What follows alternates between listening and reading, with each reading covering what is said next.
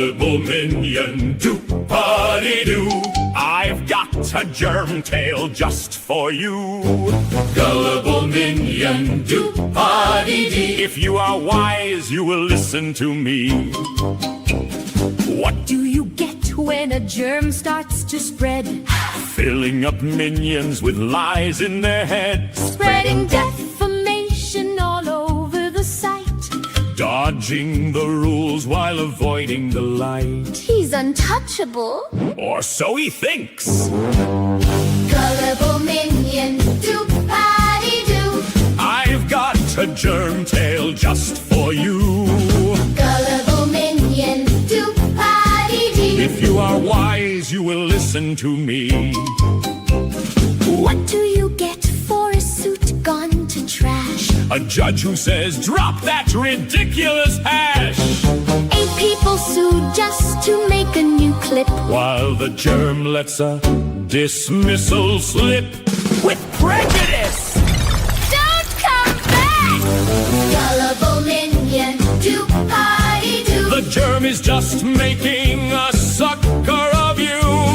You will live in legal bliss. Like a lawsuit that just got dismissed.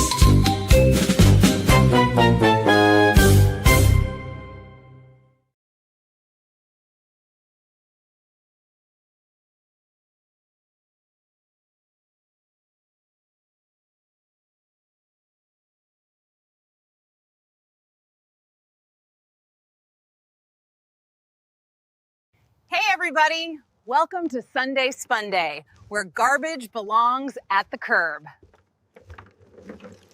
Whether we're debunking lies or defending people from straight up nonsense, I'm here with the people who aren't afraid to call it out and expose it for what it is.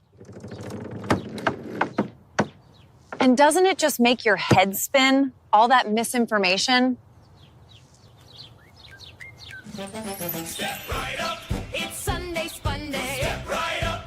Come play. It's Sunday Spunday. Rollin', stay.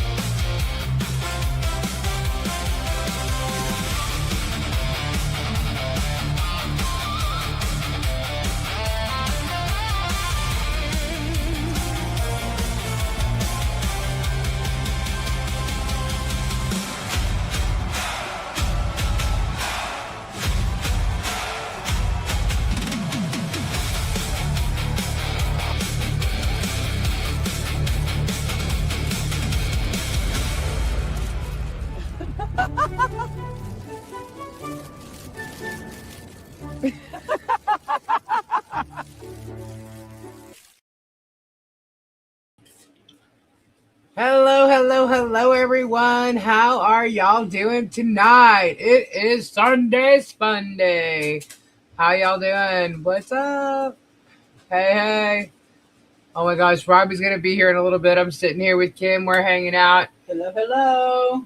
Let's see. Hey, King Paco. How are you guys? Yep, we're goody. Grady, Kathy, Bonnie. My mama, hello. Scampy girl, hey. Tammy B. John Cook.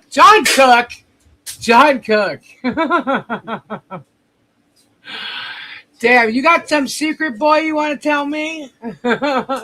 Sylvie, Lori, Mary Kay, Pauletta, Kia, Marla. Wow, hey, Strictly. Noel Breeze, what's going on? Wendy, GT Yvonne, Doreen, let's see, Harper, Patty Lynn, hello, Pandera, Donna, Bearded Fisherman, Julie, hi everybody, hello. Hey, WB Granny. Oh my goodness, guys. Oh my goodness. The drama unfolds. How about the bombshell? What about the bombshell? John Cook, you got something to tell me or what? Spill it, dude. Let's go. Hey, Kim. And Kim. Hi. Melody, hello. Melody, you waiting for something from me? Somebody brought your name up and just wondering, just saying. I believe you got your thing. I'm not sure, but email me. I don't know if there's a problem going on. Let me know. Sorry, what is happening? Oh my gosh. Hi, everyone. Hello, hello, hello. So, was it a bomb or a dud? It's a dud. John says, I just want to know why nobody told me I was working with maggot number one. Here's the funny thing. Okay, should I go? I'll wait for the bombshell. I guess I'll just wait. Should I wait for Robbie to get here? Because I always have to repeat myself when he gets here. But this is crazy shit. Hannah, at least to give blanket hellos to everyone in chat. Hello, hello, hello. Martha Dodge, hi. Let's see. Oh my gosh, Richard, what is happening? Let's see. Oh my god, crazy. What's up, bad guy? What's up, bad guy? Who's the bad guy? Oh wait, I'm the bad guy. I'm the villain, all right? I'm the big bad villain. Mo magic. Mo magic. Yeah, guys, Kofi, whatever you want to call it, is working fabulous now. So everything's fine, everything's giddy. Apparently that's an issue for the drain drip or whatever the hell his name is. What's going on? You know what I thought was fabulous tonight? That the leader brought on his co-conspirators. Only one was missing, right? And I'm thinking, oh my god! And then what did they do? What did they do? Amazing how Germ knows how to do lines. I think that's absolutely shocking. Actually, so some Christian man who doesn't hang out with people like that knows how to do lines and knows what how to act when you do them, right? Sounds like somebody that needs rehab to me. Somebody might need some rehab. I agree. Isn't that kind of crazy? Knows how to do lines, pulls back like he's done them before, I reported it. I have a feeling Germ's got a lot of reports tonight because he was promoting cocaine use. Do you guys realize that? He was promoting cocaine use tonight on his channel and using Coca-Cola cards to promote them with. I mean, wow. Rich, cocaine's one hell of a drug. Wow. Yeah, doesn't he have a criminal history? Yes, he does. He does, in fact, have a criminal history. I know, criminal trespassing, big freaking deal, right? But what was it? Oh, burglary, yeah. What else does he have? He has protection orders against almost everybody he's ever dated. I'm pretty sure, another one's coming. Do you notice too that like Georgia isn't around, but he sure as hell keeps using her to gain peeps? I find it really funny, and get this, I wasn't the one who pointed it out, but it's absolutely true. He had all his co-conspirators on there, right? The leader of the pack, except for one. And I don't think that even if this person was there, it would have made a freaking difference. But so what was there? 9 people on there? 9 people. And he still couldn't get 5,000 live viewers, where he used to get them with just George. Where's George? Where's George? He couldn't get him with Tug, Shizzy, all of them on there tonight. So he had, let's see, he had the redneck on there. And this is the best. Rosalind Duke's on there, and she's talking shit as if she knows shit. This woman has no idea what she's talking about. No idea whatsoever. But I love the bullshit stories that they've all come up with. I think he got a lot of reports tonight, honestly, because he was promoting cocaine use. He was totally 1,000% promoting cocaine use. You have George info too? Oh boy, Rich. Oh boy. So I'm trying to wait for Robbie because, well, I'm going to end up having to repeat myself here. He doesn't get that many super chats either. No, he actually has to ask for them, But, who cares? I don't care. It doesn't bother me. The more the merrier, right? Apparently, they're thinking they're so worried about my income um, on a daily. They're so concerned that with Gabe not being around, that I'm not going to be able to pay my electric bill. Okay. Well, I can pay my electric bill. They seem to think that they know exactly where Gabe works, and they're full of shit. I've already proved that. And Jeremy went and fucking said it again, which is, again, another lie. So much defamation going on there tonight, and harassment between all of them. And here he is. Then I could start going. Here we go. What's up, Robbie? What up? What up? What up? Booyah. There you is. There you is. My feet ain't up there. I hear. I hear. What's going on? Hello, everybody. Hello, hello, hello. Go ahead. Get Well, on okay. your- Hi, Tammy B. Hi, Hi, Bonnie. Hi, It's Turkey. Megan. Hi, Monica. Hi, Bearded Fisherman. Hi, Gina Bear. Hey, Gina. Hello, Martha. Hello, Rich. John Cook. Hello, Crimson. Come on. What's that?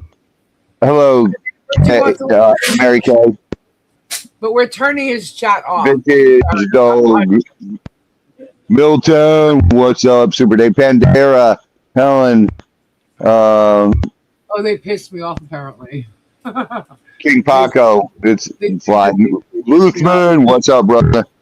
I was just lighting my cigar.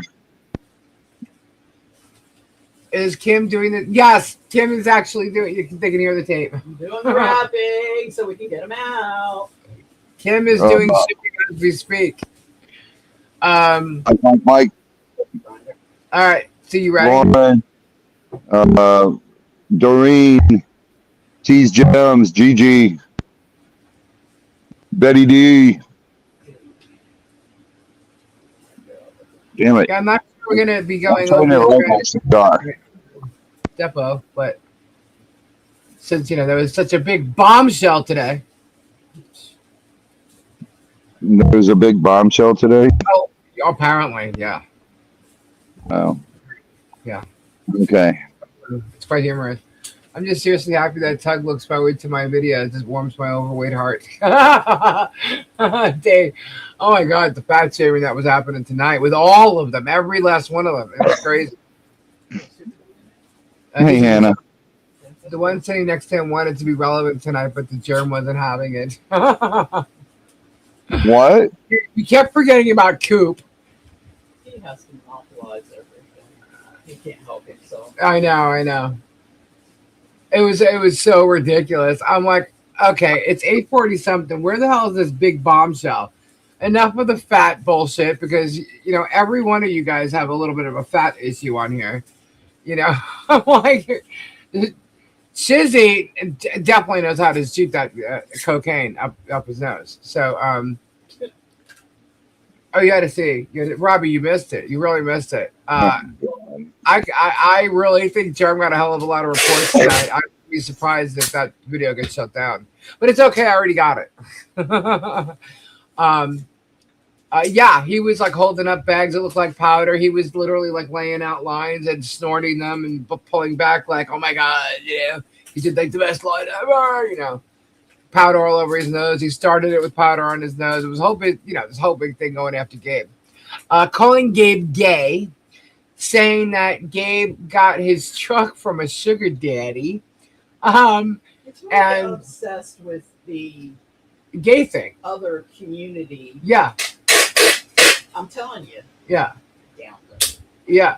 I just find it funny how I'm married to the guy and he's trying to say that my husband's a gay guy, and then has sugar daddies everywhere. And so a sugar daddy, and I'm guessing from whatever they said the other day, what was it Kimmy or something like that? Kimmy said something about oh, by the way, Kimmy's probably getting her first strike. Just so you know, if Kimmy wants to play the pictures on my patio game, we can play that. We can play that. And as a matter of fact, why don't we play that? And I could ask the question: how many boobs do you see? Let's play that game. You want to play that game? What's the Kimmy patio game? Kimmy just took a picture of me, blew it up, and it was on my patio. So I'm like, okay. Are you fucking kidding me? Yeah. And the best part about all their little fucking cartoon characters of me is it looks just like Kimmy, not me. Totally looks like Kimmy. You should, Connie Sue, Kim Shu. Hello. You got to take Lisa. Go post a picture of Kimmy on your patio right now. Just do it. Dare I? Just do it. Nip it in the butt. End it now. Just do it. All right. Are you inciting me, Robbie? No, I'm not inciting you. I'm just like, you want to play stupid games, win stupid prizes. Here you go. Yeah. Oh, I'll put that picture of me. She's black. She's edited the fucking picture anyway. But I can tell you this: I did not edit this crap. Hold on, let me find it. Down here, the next contestant on the right side. Super Dave, this is way before the Jeremy shit. Way before. This is some chick who has a problem with rugs that they seem to listen to and get their stories from, which is totally amazing to me. Maybe she gave them instructions. Maybe she gave him instructions. Oh, on how. Oh, you could be right. You could be right. All right, let's see. Where is it? You know, it's funny. She's listed under the drama folder. Is MC in there? MZ? Yeah. Did you say hi, MZ? I didn't see MZ. Okay. I didn't see MZ. I just take the hell out of this ball. Penguin. Oh, here we go. Do you guys want to see her nodding out on my patio, smoking pot on my patio, or doing some kind of weird out fucking pose that you can like? Lauren, hello. T Stems, hello. Mo Magic, hello. You want to see someone that thinks they're some kind of a rock star? Noel, hello. Smoking D's, hello. Silver Heart. I'm sorry. Damn it, Robbie. I don't even know what the fuck she's doing here, dude. But Bigger envelopes. Bigger envelopes. MZ's ball back in. Yes. I have a bigger one. All right, I'm gonna set this aside. Let's see. And this. And there you go. She's probably gonna cuss. There you go.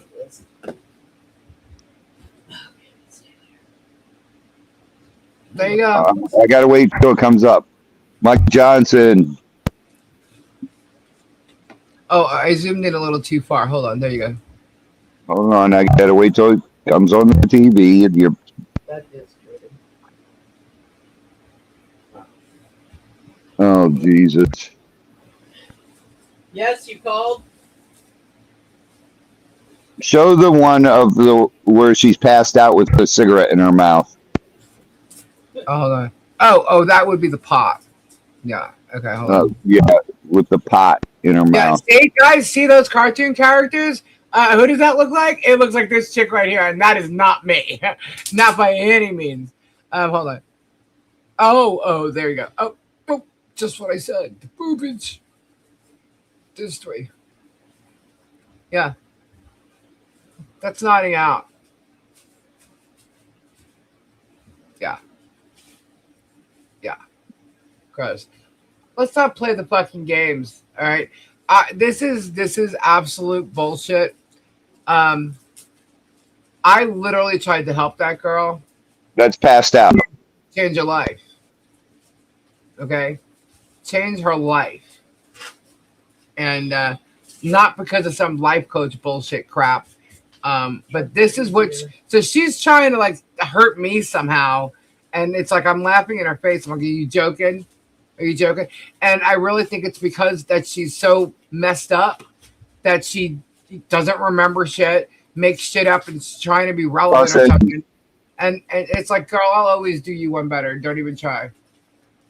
You know, I'm not playing these games anymore with these fucking people. I'm telling you right now, I'm not at all. She passed out every night, Phil. Every night.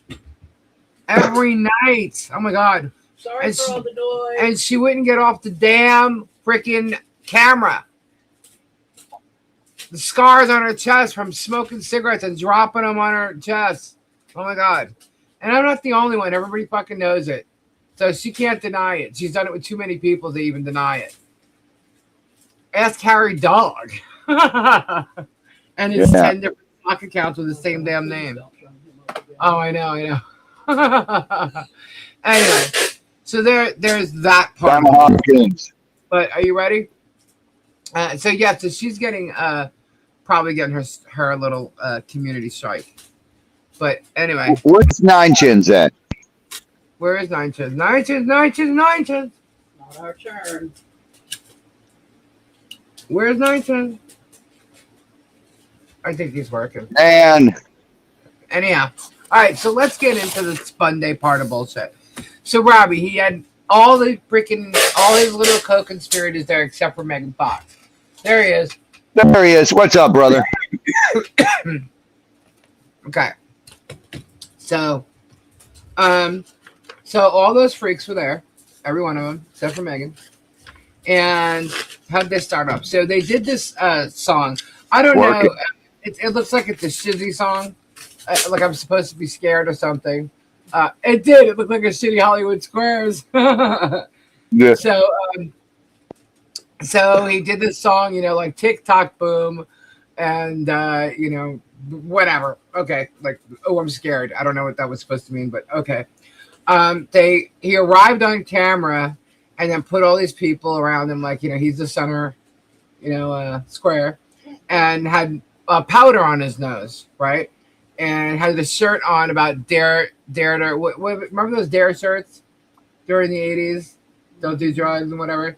So it had a thing that says gay B on it, like GAYBE. He's trying to say my husband's gay. Okay. Saying that he has a sugar daddy and something about a sugar daddy bought his car. Completely fucking fabricated. Totally untrue. The Co-Conspiracy panel. You're right, Kim. They also tried to make it look like Kyle is Gabe's butt buddy. Oh yeah, totally. They tried to make it look like Kyle is. Yeah. What the? Because Kyle talks to Gabe, so they're trying to make it look like there's something going on between Kyle and Gabe. Oh my God. So it was that chick Venom. Who the fuck cares and knows who she is? Shizzy, Rosalind Duke, lying her ass up there. I love how Hello, people Rod Dog. And they totally don't even know what the fuck you're talking about. But Rosalind Travis wasn't there.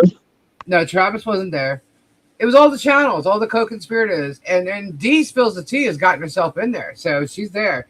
And Coop, D spills the shit, Brain Drip, Stain Drip, whatever you want to call him, Tugglesworth, and Ketchup. All right. I don't know any of these.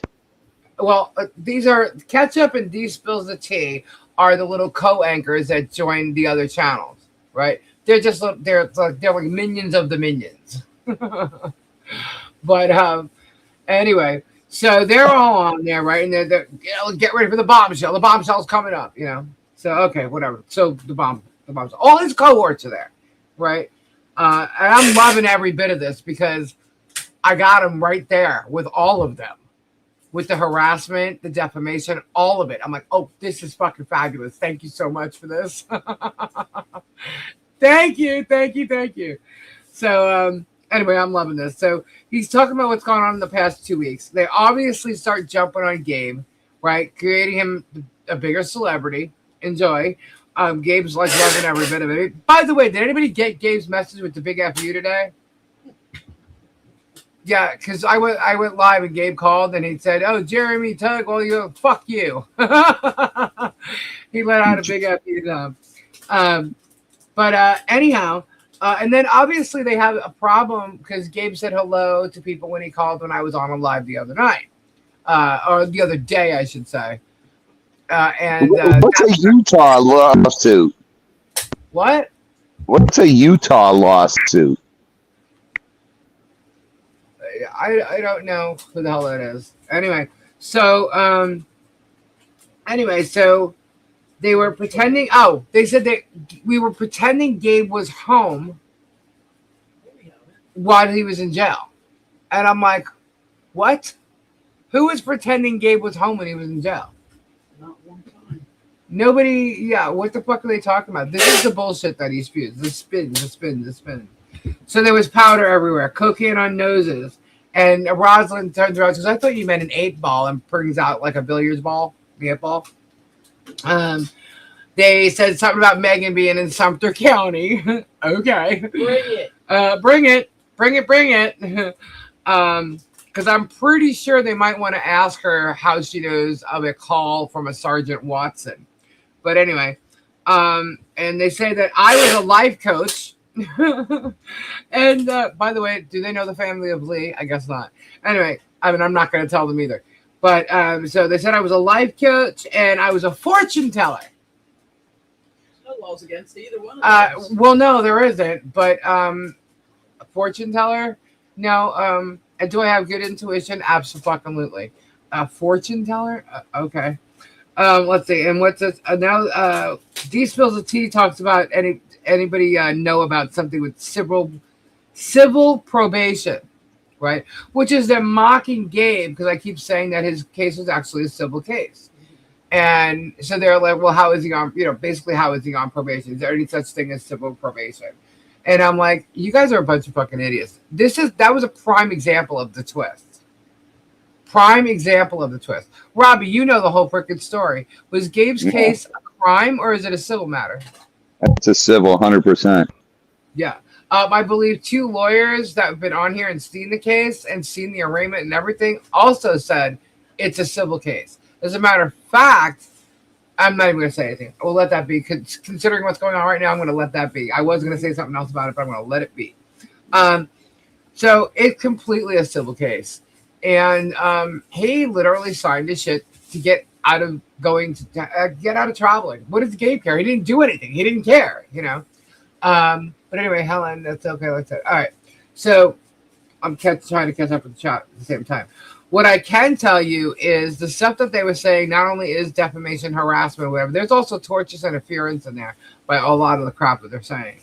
So you're going to find out that when Jeremy and half of these people get sued, that there's a lot of the same torts that Jeremy tried to sue us for. And here's the thing. We actually have the proof of it. He never had any proof. And he still doesn't. Okay?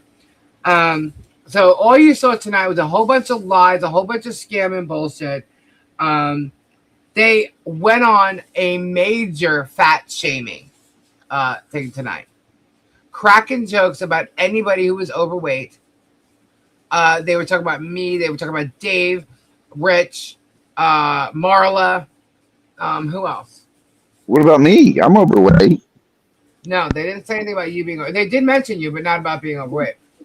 Damn it. What else? Torts interference, that's a $5 word, right? But so he went on this big fat shaming thing. They were all cracking jokes, fat jokes. I mean, big time. All right. And I'm thinking to myself, do you know how many overweight people are watching him right now? Him and everybody. They all were cracking jokes. Did I just say Sizzy? Shizzy, Rosalind. I don't think I heard Coop because nobody really heard a lot from Coop. They kind of ignored Coop, which was probably a good thing. But D Spills the Tea. You had Tug. They were all sitting there laughing, fat shaming everybody. Okay, cracking their own jokes about it. And guys, Tug is a chunky motherfucker. So he has no reason to even say a damn word. Go look at his real pictures. The guy is not proportionally correct. Okay. Did anyone happen to tag Coca-Cola to let them know what he was doing by chance? I think so. I heard somebody did do that. Bottom line tonight, Germ's lie was a highly desperate move. He's falling off big time. Oh, big time. Yeah, you guys have no idea because I know what the bombshell he's talking about actually is. I know what it is. And he's saying that I have an idea what it is. I'm so far wrong. No, I'm not. I'm absolutely not wrong. I know exactly what it is. Okay? And it's not a bombshell. It's going to shock people, but it's actually not a bad thing.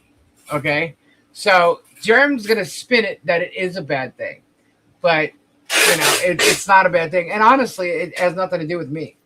So, and Rich has a breaking bombshell. If you want to come on and talk about it, Rich, let's Come do it. on, Rich. Get in here. Lisa, have you ever posted a picture of Tug? I posted an article that was publicly posted by Tug with his face on it. Yeah, but there's been many pictures of Tug that are public. There's even pictures with him and Nick Rekieta, and the guy is not a small guy. Okay, so he really shouldn't be talking about anybody being overweight, especially after him whining and crying about he lost his demonetization because he's not an authentic channel, and had to get everybody on not TikTok, Twitter, to go over and like kiss his ass and go, oh, support Tug, and talking about how he's literally been home and can't work for over a year. The guy does nothing but sit home. He sits home and does nothing but go on the computer and stalks people, and he does it under stock accounts. He's known for it, guys. See, that's just it. This community here doesn't know much about Tug and his online history, okay? And that's what we're going to be bringing people on here that is going to tell you all about Tug's history online and the stuff him and his ex-wife or wife, whatever she is, used to do. Hold on. And he's still doing it. He's just doing it with Hales now. Let's see. All right, Rich should have the link now. Okay. Yeah, Rich should have the link now. Oh, and there's an email. I just saw your email. Okay. We were originally going to have Rich on and go over the transcripts, but I think there's a little bit of a different story tonight. But we will do the transcripts. Trust me, we will do the transcripts. Tug has been online full time since before Depp Heard. Yeah, he was doing the whole Comic Gate bullshit or whatever. That's where that whole mask comes from. And what's funny is he's this guy who's like a total dweeb. He's like someone that you would have been called a nerd or a dweeb in school. And he's walking around like he's got this like rock star bod. Look at his intro, for Christ's sakes, on his channel. He's like doing the catwalk or something. And it's like in this nasty looking bod with some freaking, mask on his face. And they want to talk about me and using my cartoon characters or my thumbnails and say they're not me and looks nothing like me. I hate to tell you guys that those images that you see of me in my thumbnails now, that is my face. That is taking off that's from an image of my face. Okay, so he can't even say that. Here's Rich. Hold on, let me get my mouse. There we go. I Hey, think Rich. you need Super Dave on here too. I'm sorry, Sir Paint Chips. I'm sorry. I'm literally bowing right now. Sorry. Right. Sir Paint I Chips. think you need Super Dave on here too, and Raw Dog for the Hollywood Squares. Oh no, do we? Are we gonna do that? I told John, I said, too bad you don't want to come on, John. Hey, John can come on if he wants to. And trust me, I think it's something he wants to. I think it's better that he does it right now. So well, hey, if he wants to come on, he's more than welcome. I wish Leslie was here too. That would be cool. Who? Leslie. Oh, yeah. Yeah, they mentioned Leslie and Michael, something about their bankruptcy or foreclosure or something. They don't even know they don't know what they're talking about. They're like trying to make like criminal shit out of nothing. Normal bullshit. And it's like, why are you even in these people's records? Why are you even searching them? They mentioned that Jeannie has a court case coming up. Like, why are you stalking my neighbor? Yeah, and how does any of that... Wait, what are you showing me? I don't want to put their peeps on here. It'll be fair. Put it up. Oh, boy. Yeah, look at the nose. It's pretty good, right? Oh, my God. That is hilarious. Hilarious. Look, that's crazy. That is crazy. Oh my god. All right, so let's get through the rest of this crap. You need what? Over there. In the bottom. Oh, there's also empty ones right there too. All right, sorry guys. Kim's working. Kim's doing some shipping right now. So thank God he didn't play guitar. Oh God, I know. The guy thinks he looks like Eric Clapton. I think that Send Raw Dog a link. Wow, that guy knows more about drugs and bullshit than anybody else. What, Robbie? Send Raw Dog a link. Send Super Dave a link. All right, what are we doing here? Hold on. Let me get my link. Hold on. All right. Raw Dog. Raw. I don't have him listed under Raw Dog. Super Dave. Hold on. Super Dave. All right. You got Raw Dog under Chris. I think so. Chris. Great. There it is. Okay. All right. Link. Here we go. Send. All right. John, We're sending you a link, Raw Dog. Yeah. No. We need the Hobbit link. Hobbit link. So yeah, he called himself a coke dealer, and he had white powder on his nose and all the drug visual references. Yeah, the bag of powder, everything. Oh, that's when he did mention you, Robbie. He was holding a bag of powder up and saying "Slobby Robbie." And he mentioned me for powder? Powder. Yeah, I know. I was like, what is he doing? Oh my god. Really? Oh yeah. He kept bringing the powder up and showing the powder. And I'm like, you're an idiot. You are promoting cocaine.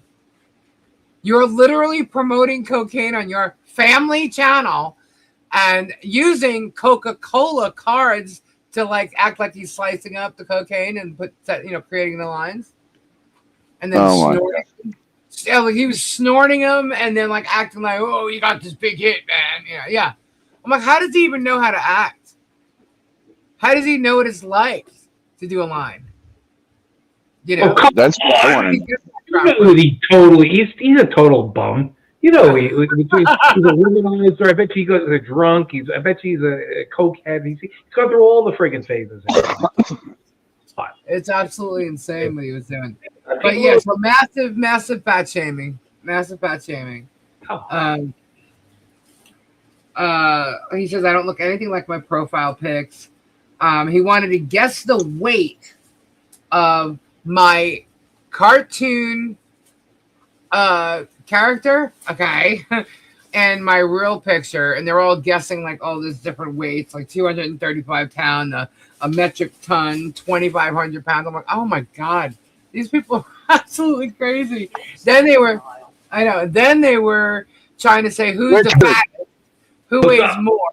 You don't have your drink or your cigar going. I should get a drink. I'm gonna pour myself a drink. You know, at least tells the story. I'm gonna pour myself a drink. What should I drink today? What do you think? I'm doing drink, lager drink, cider drink. What do you think? do a vodka drink. Vodka drink? Okay, I can do it. Yeah. I'll go whip up a vodka drink while Lisa's giving the recap. That's what I'll do. There we go. Fleesa, me, I can't walk. Lisa who? Fat, what is it? What is he saying? Fat Fleesa Flea. Wait. It's fat, toothless Fleesa Flea that can't walk. Okay. I'm going to show you guys how I can't walk. But whatever. She's saying Lynette Preston, because I won't call her, the way he calls her. But she's sending cryptic messages. If there's anything, okay, guys, let me explain something. I don't even think I have to explain anything. Let me see. Anybody in the chat think that Lynette is cryptic? Michelle? Anybody think that she's cryptic? Sending like hidden messages? Like really? Come on. Y'all know that woman is not any kind of cryptic. She's not sending out any kind of cryptic messages. Okay? She's going to be sending out exactly what she wants to say. There's no cryptic nothing. Terry. What's up, Terry? Yeah, exactly. There ain't no cryptic messages. She's going to speak her mind and say exactly what she wants to say. Let's see. Hey, Chris, what's up? Heidi ho, everybody. Raw dog, did you send Super Dave a link? What? Yes, I sent Super Dave a link. Trying to see. Get your butt in here, Super Dave. I reported his live and nobody told me to. I did it all on my own. Good for you, Scampy girl. Yeah. I think everybody, there was a lot of people saying they were reporting him. Because I'm telling you right now, he was totally promoting cocaine tonight. Totally promoting it. Looking like he's doing it online. Him and Shizzy. Bonnie, Lisa can use Gabe's truck also. For what? What am I missing? Oh, okay. Yeah, so they were saying that I don't have any legal vehicle. Wrong. I don't know what I've been driving around lately. What have I been driving around? Must not be legal. Oh my God. Yeah, right. Kind of George. Hey, send Guapo a link. Where's Guapo? I don't know. Send him a link. Send him a link. Okay, hold on. Text him saying you're sending a link. Party time. Storage. He might be a little busy. You know, he's getting ready to have a baby. Link. I don't know when's the due date, but we'll see. Next month. It is His next month? birthday. Yeah. Okay. 22nd. All right. So send Guapo a link. He's got it. He's got it. Back to Puff Pass. There you go. There you go, Tease. Let's see. All right. Exactly, Scampy. Busy getting ready for his baby. I'm so excited for him. My God. All right. What's up, Mike? So apparently, you know, she's sending cryptic messages and stuff. That they're saying that John is making moves with me because Gabe's gone, right? And we're probably going to bye-bye, and we're making plans to take Harley away from Michelle. What? Yeah. Oh yeah. The ridiculousness was crazy. Okay. I was like sitting here like with my mouth open, like, are you kidding me? Wow. What they're trying to do is get Michelle all pissed off, right? So that Michelle starts foaming at the mouth. This is called manipulated harassment. This is part of all that. Okay. They're trying to trigger everybody to react and do things. Like the other night when Rich was on, right? And Rich had his chat in there, and there was who was it, Ketchup or Venom or somebody was saying, maybe it was even D. It was one of the dumb twits over there. All right, and Who the hell? Wait, who the hell is Ketchup? Who's Venom and who's D? The girls. No one important, obviously. But anyway, so they're sitting there saying how they were in the chat the other night and they were egging me on and pissing me off and all this shit. I got news for you. There's only one person who irritated me. One person alone.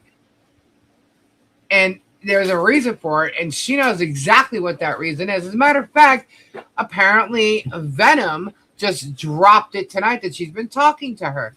So therefore, that person who, you know, is a thief in my book. John Cook, I mean, I'm confused now. You're confused? Yeah, all these people. I'm telling you, there's a bunch of them. What's up, Dave? How's it going, everybody? Super Dave! Hello. Super Dave! So did you hear the last thing I said, Dave? No, I didn't. I was busy tinkering. Oh, okay. So apparently, John Cook and myself are getting together, and we are going to take Harley away from Michelle. And what are the facts that they're basing this off of? I have no clue. Oh, Gabe's in jail. Gabe's not here. I mean, did they present any fact, or did they say this is a rumor? Or did they say this is just what they're saying? Are they stating it as fact? Is basically what I'm asking. Yes, they're stating it as fact. Now, Dave, you know they have nothing to back up anything that is Ever. I'm so lost. Wow. You're always lost, Robbie. Yeah, I was so lost. Like I tuned like I tuned into him tonight. I was like, I'll just, it's been a while. Let me check and see what he's up to these days. And Right. of course, he had that big announcement. And Oh, he had wow. this big It was a panel, big one, right? I only lasted 15 minutes. I was like, who are these people? This thing has progressed so far past, 2024 type bullshit. I'm like, what is half this drama? Who is this person? There's all these new creators. There's like so many. I'm like, what has this thing turned into? Yeah. Yeah, that's right. You're right, Pandera. In the same breath, Michelle and John are teaming up with Jeremy to go after me. Okay. But it wasn't John and aren't they like number one enemy of these people? Why? Yeah, well, that's what he was saying. That's the big bombshell. That they're no longer enemies? That the lawsuits are going to get dropped? Like, what is going on here? Like, I don't get it. Like, why would they team up with somebody when they have active litigation against them? They are not teaming up with Germ. I can tell you that right now. Okay. They are not. Yeah, I'm so lost, guys. I'm so behind. Yeah. They are not teaming up with Germ. And I can't say what I know is actually really going on. So he thinks I don't know, and I do know what's going on. What I can tell you is this, and maybe he'll realize, yeah, I do know. You know how Jeremy a couple weeks ago, actually quite a few times, was stating that the trustee in the bankruptcy case offered Jeremy their property numerous times? Yeah, I seen that. I heard that. Yeah. It's a fucking lie. It's an absolute lie. Well, how could you offer something that's in somebody else's possession? Like, Exactly. I don't get that. The court he don't said have it- authority to give something away that's not theirs until there's orders, right? Right. And he said it numerous times. What I can tell you is it was not an offer that came from the trustee to Germ. Okay? Was it Oh, like wait a minute. Now Germ's realizing when he So Germ's making an offer. I didn't say that. He's making an offer he can't understand. I did not say that. That's every time he speaks. Yeah, he's a moron. Should we play hot potato? Let me just say, you're on the right track. Okay, you're on the right track. Nobody offered Germ the property. That's all I'm going to tell you. Yeah, just a word of And caution. that should let him know. I know exactly what the fuck's happening. There's all these content creators that are hopping on board on this thing now. Oh And my I God. just, as somebody who's been through this and still is being drug into this, even though I haven't made Hales content in months, be careful, because all I was a content creator sharing my opinions, and that drugged me into all this nonsense. And here I am still in all this, while I take the comments of being overweight, I mean, those are opinions. While I take being called milk toast, okay. You know what I say to that? One word. Ouch. Yeah, exactly. I'm a commentator, right? While I haven't been making as much content lately, I'm still a commentator, so I understand critical commentary. And I will say that I'm blue in the face. You want to call me fat, call me fat. You want to do this, call me milquetoast. That's fine. But these content creators need to be careful about what they are stating, because they will too end up like me, crying on the internet, whining and complaining when they get hit with papers and lawsuits. Everybody thinks it won't happen to them. Like, I thought nothing would happen to me. And then, bam, you come up against somebody who obviously is upset. Now, whether they are upset rightfully or wrongfully, that's on them. They can still file the paperwork. So all I'm going to say to all these content creators who are out here just running off at the mouth, make sure you got the spine behind it. Because if you don't have, you're going to have trips to the hospital. You are going to have mental breakdowns. You are going to handle you can't handle it like you think you will. When it's all hypothetical, it's just that hypothetical. But you are affecting real people's lives with this stuff. And when you are, if you stick to opinion, who am I to say anything? Have fun. But when you are stating stuff as fact and you are affecting people's businesses, affecting people's livelihoods and things like that. Well, then there comes actionable torts. And I would just encourage all these creators who are hopping on this bandwagon. Like I said, I didn't know who like 5 of the people who were on Jeremy's panel tonight. I didn't know who they were. I was like, where the hell did these people come from? Who are these people? And he's sitting there plugging their channels and stuff, and I'm like, God, and these are the people that are actually conspiring with him to hurt all these people that were in Fed too. Every one of them. It feels like they'll just say, I'm just sharing comment. I'm a commentary channel. That was my defense throughout the whole Fed 2 lawsuit. Yet that didn't stop people from running me over with the train. That didn't stop people coming at me all types of crazy. It's gonna happen, you know. Just because you think you're on the right side of an argument, that's still to be determined. This hasn't went to a mass audience or anything. It's still a very niche.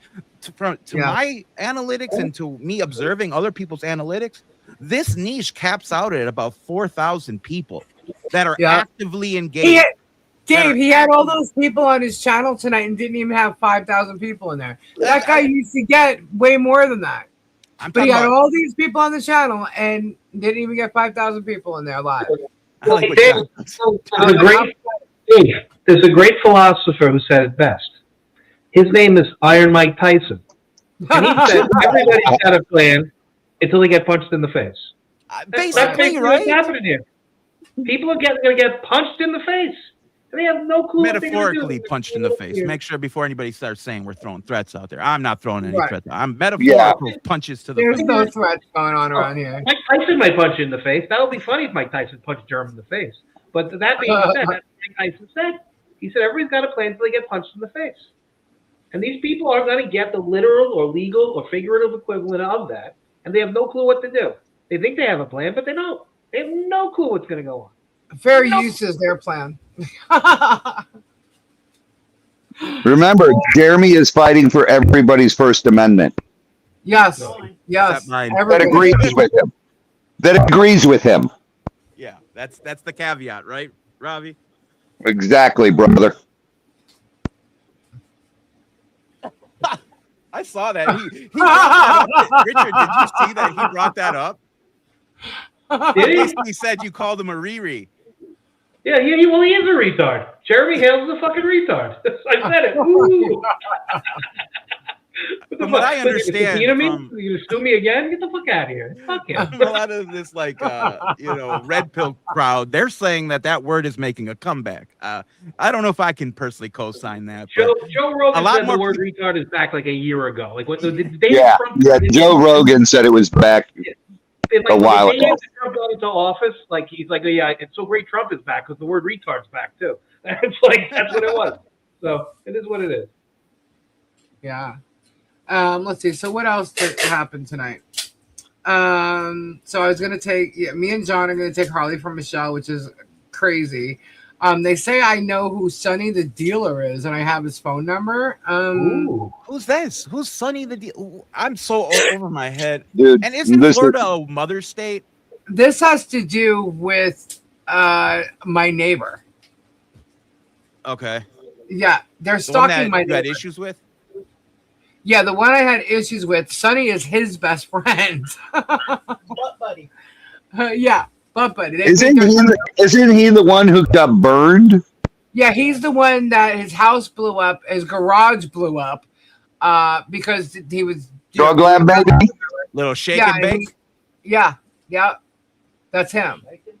Yeah, and it turns out when that came up and there was a big news thing on it, right? He was taken to Orlando Hospital for serious burns. So is his buddy that always rode around with him in golf cart. His buddy died because of all his burns, all his injuries. And they actually posted a whole bunch of stuff on that guy, Sonny. And turns out Sonny is a child predator. What? Oh, yeah. Yep. Fucking Florida, guys. I'm sorry. All these stories. Hey, I'm a New Yorker, right? That's all I gotta say. Hey, Milltown. Let's get one thing straight. Ohio's got more of the nut cases coming from it than Florida does. Ohio's like a completely land of its own. I mean that. Yeah, you had Charlie Manson. You had Dahmer. You had several nut cases coming from Ohio. Yeah, I'm from There's Wisconsin, some so really we're not cool much people better. from So. Ohio, though. What's that? I said I'm There's from. crazies everywhere. All right. Yeah, I said I'm from Wisconsin. We're not much better here either. Yeah, Dahmer, Dean, well, Dahmer was from Ohio. originally, but then he was basically caught in Milwaukee. Did you see what they're trying to? They're trying to. Richard, did you see that they're trying to tie Dahmer to the Adam Walsh? Really? Yeah, That'd be some shit. he was down here. I know, Kim Shu. That's what scares me. He was down living in Florida when that happened, right in that area. Oh yeah, you gotta Oof. You gotta chase that That one was down. Polar Spark, Sunday school procrastinator. Anyway, so they keep talking about. I have back. Kim, do I have back rolls? Do you see back rolls? Back Connie rolls. Sue, it's Anyway, Before, I would not humor any of them. oh, I'm laughing. I don't care about this shit.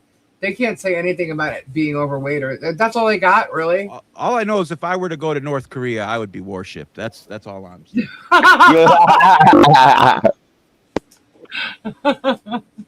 Oh, and then Gabe has something. He's gonna come out and be like disgusted and want to go back. That's true, Lucinda. Nothing hot to come home to. If you could only hear how my husband's speaking to me, so I really don't give two shits what this guy thinks or says. All I know is it was massive defamation, massive harassment, nothing but a bunch of lies. And then look, Lucinda, Raw Dog lived in Ohio. I can't. All right. Ohio's a godforsaken place. You know that. It just is. It's the arm people. Tom Brady said, and he said it to what's his name, the quarterback. Cleveland. He said the quarterback on the Bengals was at Ohio City, transferred out to LSU, and they said, the best move you ever made in your life is to get out of Columbus. It's a godforsaken place. Guapo. Yeah, Oh, send Guapo, shit. like, get Guapo. He said he's hanging drywall. All right. Did No problem. he? Didn't he ask for the link though? Hey, Guapo, Oh, is never- that like code, Guapo? You're telling us you're getting busy with it. Oh, Germ started inciting landlord bullshit again. And Shizzy started talking about personal massages. Let's see. Leading stupid around for money. Oh, Coop was saying that I'm leading stupid around for money. So all you guys are stupid because you've sent me super chats or whatever. So all you guys are stupid. And then they want to know how I'm going to pay my bills. Am I going to pay my electric bill? No, Guapo, I told her to send you one, brother.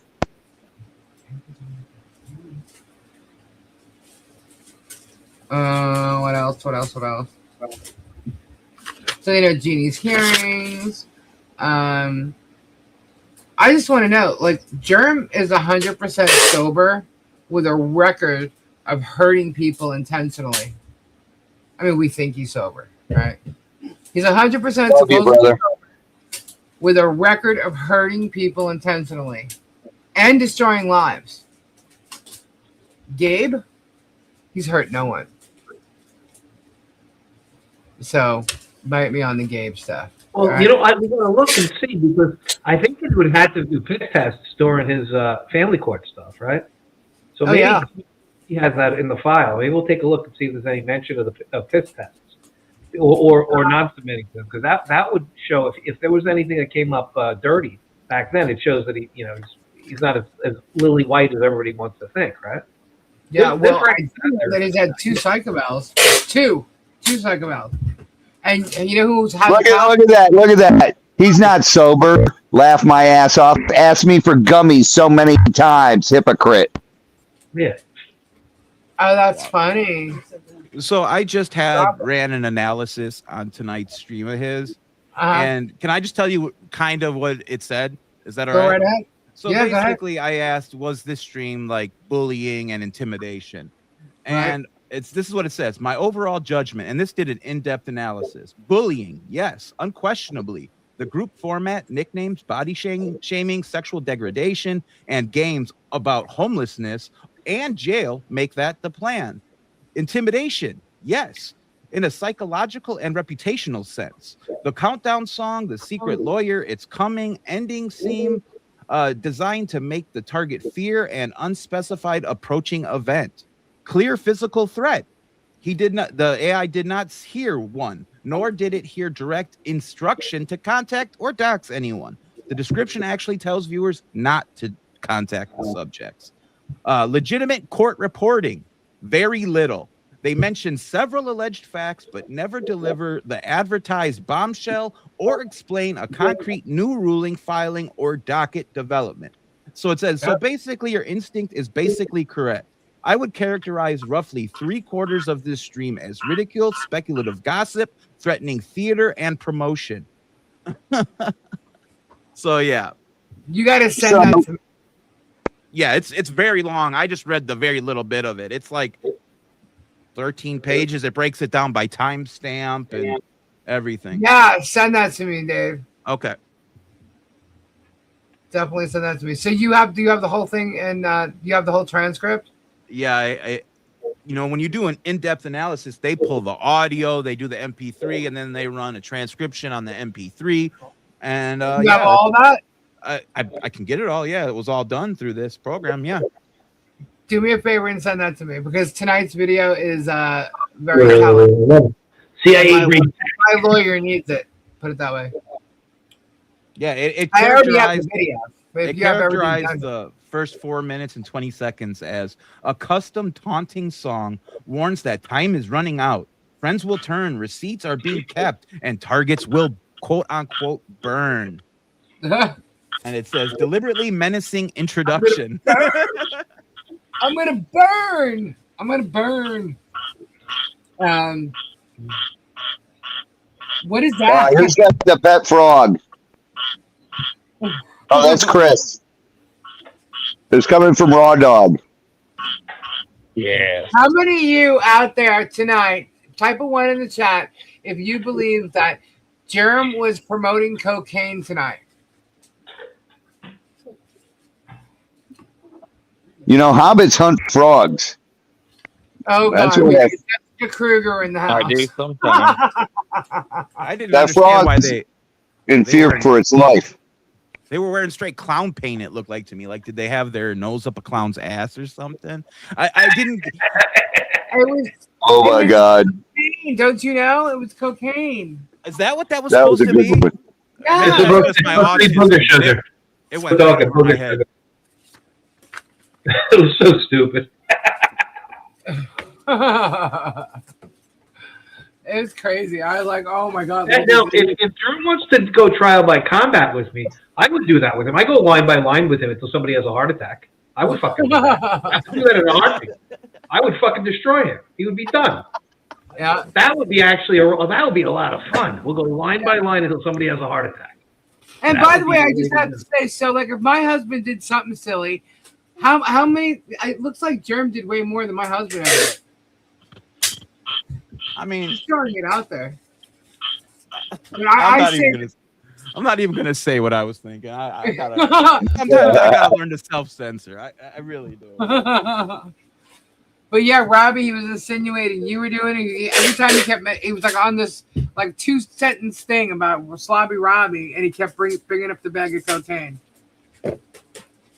Dude. Yep. Oh, you're such an idiot. Yeah. I like Robbie. He's just all calm. He's like, fucking idiots. Like, whatever. So I do have something here with Venom and Starkasm. Who the hell are these people? Yeah. I know. But it was sent to me because Venom was discussing Miss Lori. He was discussing false flagging and saying that I'm trying to silence people, especially Megan, Tug, and Shizzy, right? Why? How am I trying to silence them? I'm not trying to silence them. Spinning their lives. Yeah, because I'm debunking them. Because when they use my shit without permission, it's infringement behind a paywall. I mean, how is that? I'm trying to silence them. I believe in freedom of speech. Trust me. But they So just wait a minute. What you're telling me though is they all had like powdered sugar around their nose? Yes, I'm gonna just leave this alone. I'm not gonna try and keep doing it. Yeah, Alright. they're trying to make it look like it's they get caught in the confection of sugar, and they're trying to make it represent. Yeah, that's exactly why they didn't have Travis there. He would have gone bonkers. He would have gave He would have been trying to snort it all. Yeah. Baking Maybe soda. Travis was the one who told Jerem how to snort that line. Or Yeah. He did it. How to cut it up? Is he So still you have a harassing? bombshell, Rich? Oh, I got a big bombshell. A I big have Oh. one? information. Lisa, you know something about this. Okay. Nobody else knows anything about this, and I got this from the mole themselves, and I'm going to reveal the mole today. Okay. There's been a mole that's been feeding me information, Uh-oh. and I'm going to reveal it today. Does everybody want to see that? The mole? Yeah. Yeah, go ahead. Well, he This is says very I know important. something about this, so now I'm real curious. Knowing Joe- Richard. Knowing Richard. I don't know what he's know going to what. say next. Yeah, exactly. Let's see what we got here. Let me go to this. I have to open it up. All right, I have it here on my screen, and I'm going to share my screen so you can see it. Uh-oh. Let's see. Well, I think Richard's been getting a lot of fans with like the pro Hales people. From what Oh, yeah. I've observed, it seems like a lot of them are hopping on board the quote unquote paint chips train. John said, Richard, you said you wouldn't out me. get censored. I don't care about modding anybody. If they want to come and say whatever they want to say, there's nothing they can say that's, okay, here it is. Oh, this is it. By the way, John, since you're here, John, do you have a secret thing that you're hiding? What are they saying? You're going to sue me or something? I find it pretty funny how We've been, they're saying this. So let me just get to this one thing. So the bombshell supposedly is that Michelle and John are teaming up with Jeremy, their enemies. They're teaming up with Jeremy and both of their lawyers to come after me. That's the bombshell. John, is there any truth to this whatsoever? Not that he would admit it if it was, but is there any truth to this whatsoever? All I know is John's big answer to that was an LOL to me. Oh, you answered that question on Richard's page. Okay, well, what is the answer? Just so people can see what you have to say here. I feel bad for Richard, and I'm just being real. I feel not for Richard, for John, because John. he really John is between a rock and a hard place, more so than anybody. I mean, he's doing a balancing act, is really what he's doing. Yeah. He's got Michelle on one hand, and then this Yeah. community on another, and then his own livelihood. I mean, he's juggling, and I feel for the man, and that's all I really had to say on the subject. Is like nobody can really put themselves in John's shoes. He's really in a complex situation. He really and truly is. Trust me, I really get that, because I mean I witnessed a lot of it firsthand, even off the YouTube and stuff. But Rich, let me ask you this: if there was in fact a lawyer who was is trying to play me or whatever, and they're trying to go after me like silently or whatever, would this lawyer talk to me, send me any kind of bill for something, and me pay them? Wait, a lawyer's going after you and you're paying the lawyer. Yeah, I've paid the lawyer for something, yes. Okay, so you paid the lawyer. Now, listen, you have a lawyer and you've paid the lawyer, they have a duty of loyalty to you. Yeah. No. They work for you, they don't work for anybody else. And if they No, that's not what I mean. Okay, go ahead. Somebody else's lawyer is supposedly, Michelle's lawyer is supposedly coming after me, right? According to Jerm. That he's getting together with his lawyer, whether it's be the Levine guy or Shockett, and they're coming after me, right? Okay. So, I'd be fucking scared. Ooh. Oh, I know. But Trying to give you a fucking paper cut? What the fuck? So just out of curiosity, if he was in fact coming after me then, and he very recently sent me a bill and I paid it and he accepted my money, wouldn't that kind of be a little fucked up? You have Be a a potential for a conflict of interest. You know. Yeah. there. You're gonna have to have a hearing on the conflict of interest. You could make that an issue. Yeah, I see. I think Jeremy's full of shit. Well, he is. But I want to set up my piece right here. I got a thing here. Don't put it on the screen yet because I want to set it up. Okay, go for it. And only you know this, Lisa, and you don't know that I know this, but I know this because of the mole. Okay. You got an email on Friday from Randy Shotkin, correct? I did. And is that email related to the motions that you filed earlier in the week? Yes. You filed objections and you filed a motion, and they're all afraid of what happened because they know that the emperor has no clothes. Because of the bankruptcy code, you're going to expose them. Well, the mole sent me that email, and I have the header on the email. And I'm going to expose everybody to let everybody know who the mole is. Oh shit! No, Get out of here. This is not shtick, right? Is this serious or is this shtick? Does everyone want to see this? Yes. I want to see this. Okay. Is it? Is Great, it? I'll read it to everybody. Are you ready? Yeah, go. Pink chips. Randy sent this to Fleesa today. We were all very much afraid of what's going to happen now in the bankruptcy court. Now that I am exposed as a fraud, we will be exposed as talented hacks, and we will have no money for anything, not even to buy Megan Fox or breadsticks. She eats more than a wildebeest. Our deal is still on, right? I'll keep feeding you the information, and you won't expose the fact that George left me because I'm a huge gaylord. I have a gerbil-sized penis, small as a gerbil pecker. Oh my God. Please don't let anyone know I knew it. I am the I mole. knew it. Germ fears Luthman, Jeremy B. Hale. So Oh my God! Germ sent this to me because he's a huge gaylord. But this part after this, Lisa, you can confirm that this is the email that Randy Shotkin sent to you, correct? Yeah. Can you blow it up a little bit? I'll blow it up. I don't know how to blow up. I'm in this thing, so I'm in. Miss Lee, this constitutes a notice under Rule 7.1. Yes. Yes. You received this email from him, right? From Shotkin Law Group. I did. I did. How else would I get a copy of this email? And it's right here. For Jeremy B. Hales, Holly Jeremy Adventures. That's his email. Everybody knows that. So how would this happen if I didn't get that?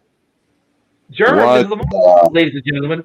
That's my story, and I'm sticking to it. Because Germ is a huge gaylord, and Germ admits that he has a gerbil-sized penis, and that's the reason why George left. And, you know, not the size of an actual gerbil. His penis isn't the size of a gerbil.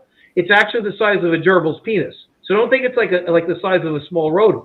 It's the size of the penis of a small rodent. So it's a very, very small pecker. That's what we're talking about here. So the whole breaking news today is that Jeremy Hales has a penis the size of a gerbil pecker. And not the gerbil pecker, the smaller rodent-sized penis. Not the size of a rodent. Its pecker is not the size of a rodent. It is the size of a rodent's pecker. That is the point we have here today.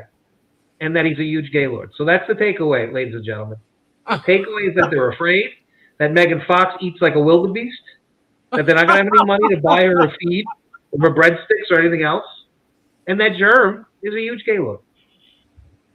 And it's proven by the fact that, how else would I get this email from Randy Shotkin? Right? Randy Shotkin, they were afraid. You know, send the contact, your email, this and that. Look at all this stuff. This is all legal bullshit that he sent you. Right? Legal. You know, it's funny. He sent that to me. 24 hours, or to respond, blah, blah, blah, blah. I know. He sent that to me after I filed the objections in the bankruptcy court. Yeah. So Germ has been feeding me information.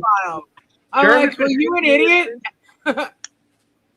So yeah, it's a micro mushroom.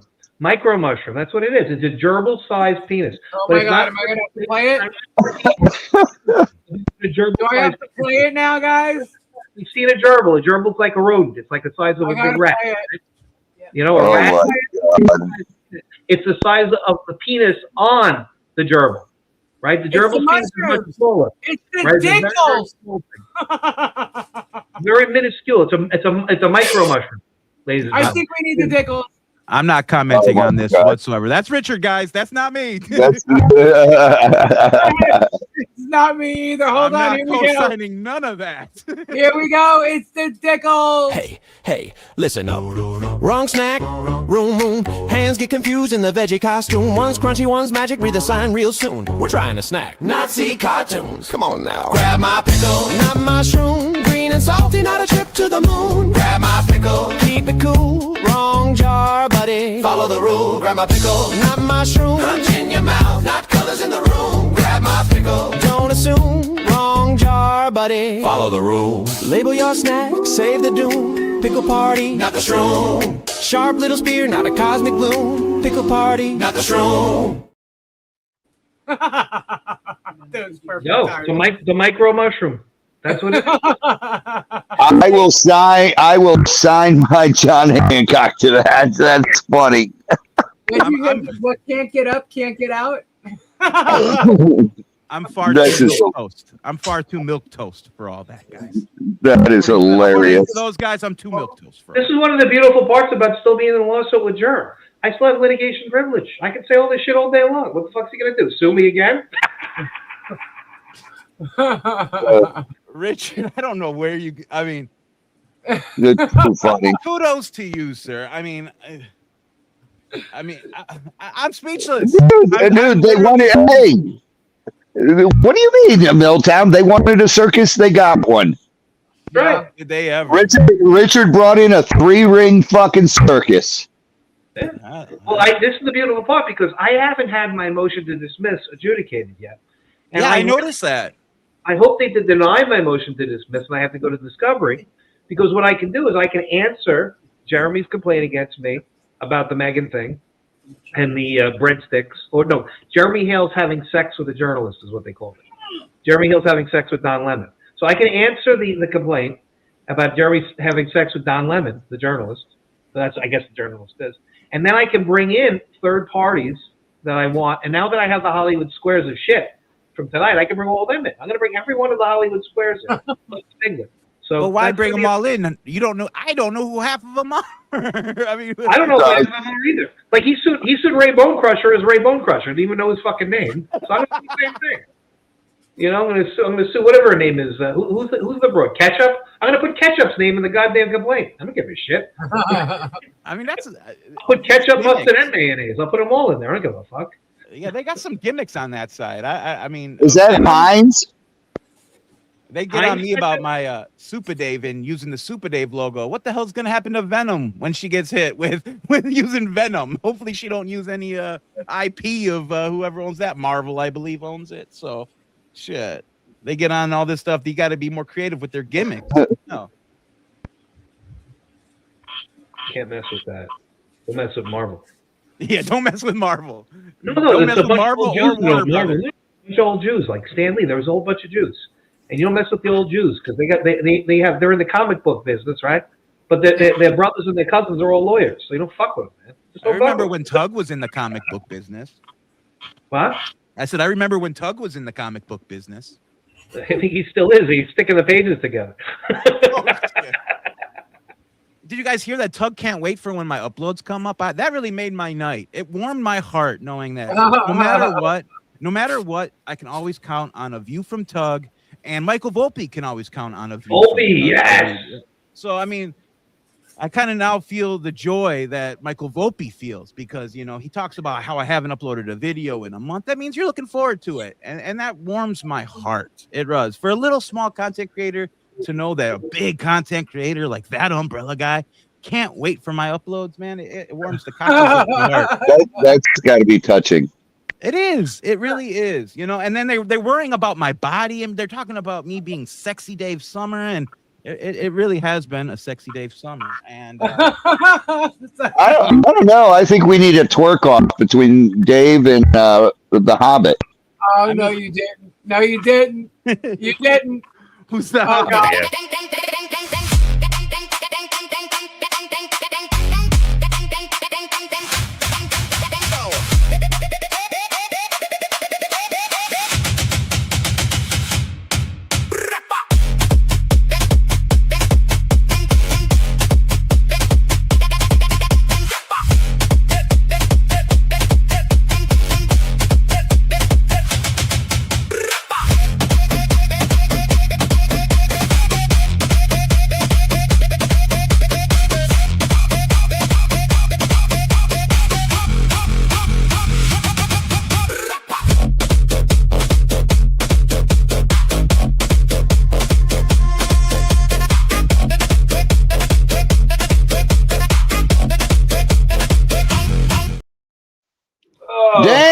AI moves like Jagger.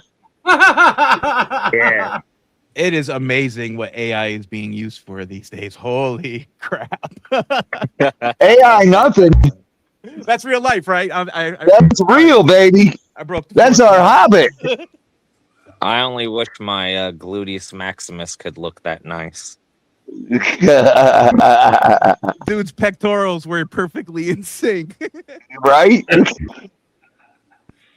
Yeah. See, now this is a good time. This, Miss Lori. Hey, I'm curious. Why can't I change? No, it says I can change things on here, but I don't know where to change them. Roar to you too, Miss Lori. I'm looking for the avatar. Why? You have to do it on here? Hold on, let me see. No, I can't. It doesn't let me change it.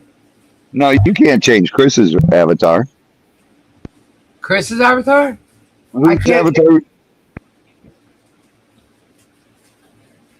Yeah, I know there's a way you can do it, but Starbucks junkie. No, he don't. Just going back to tonight's stream of his, he did not have Megan on at any point tonight.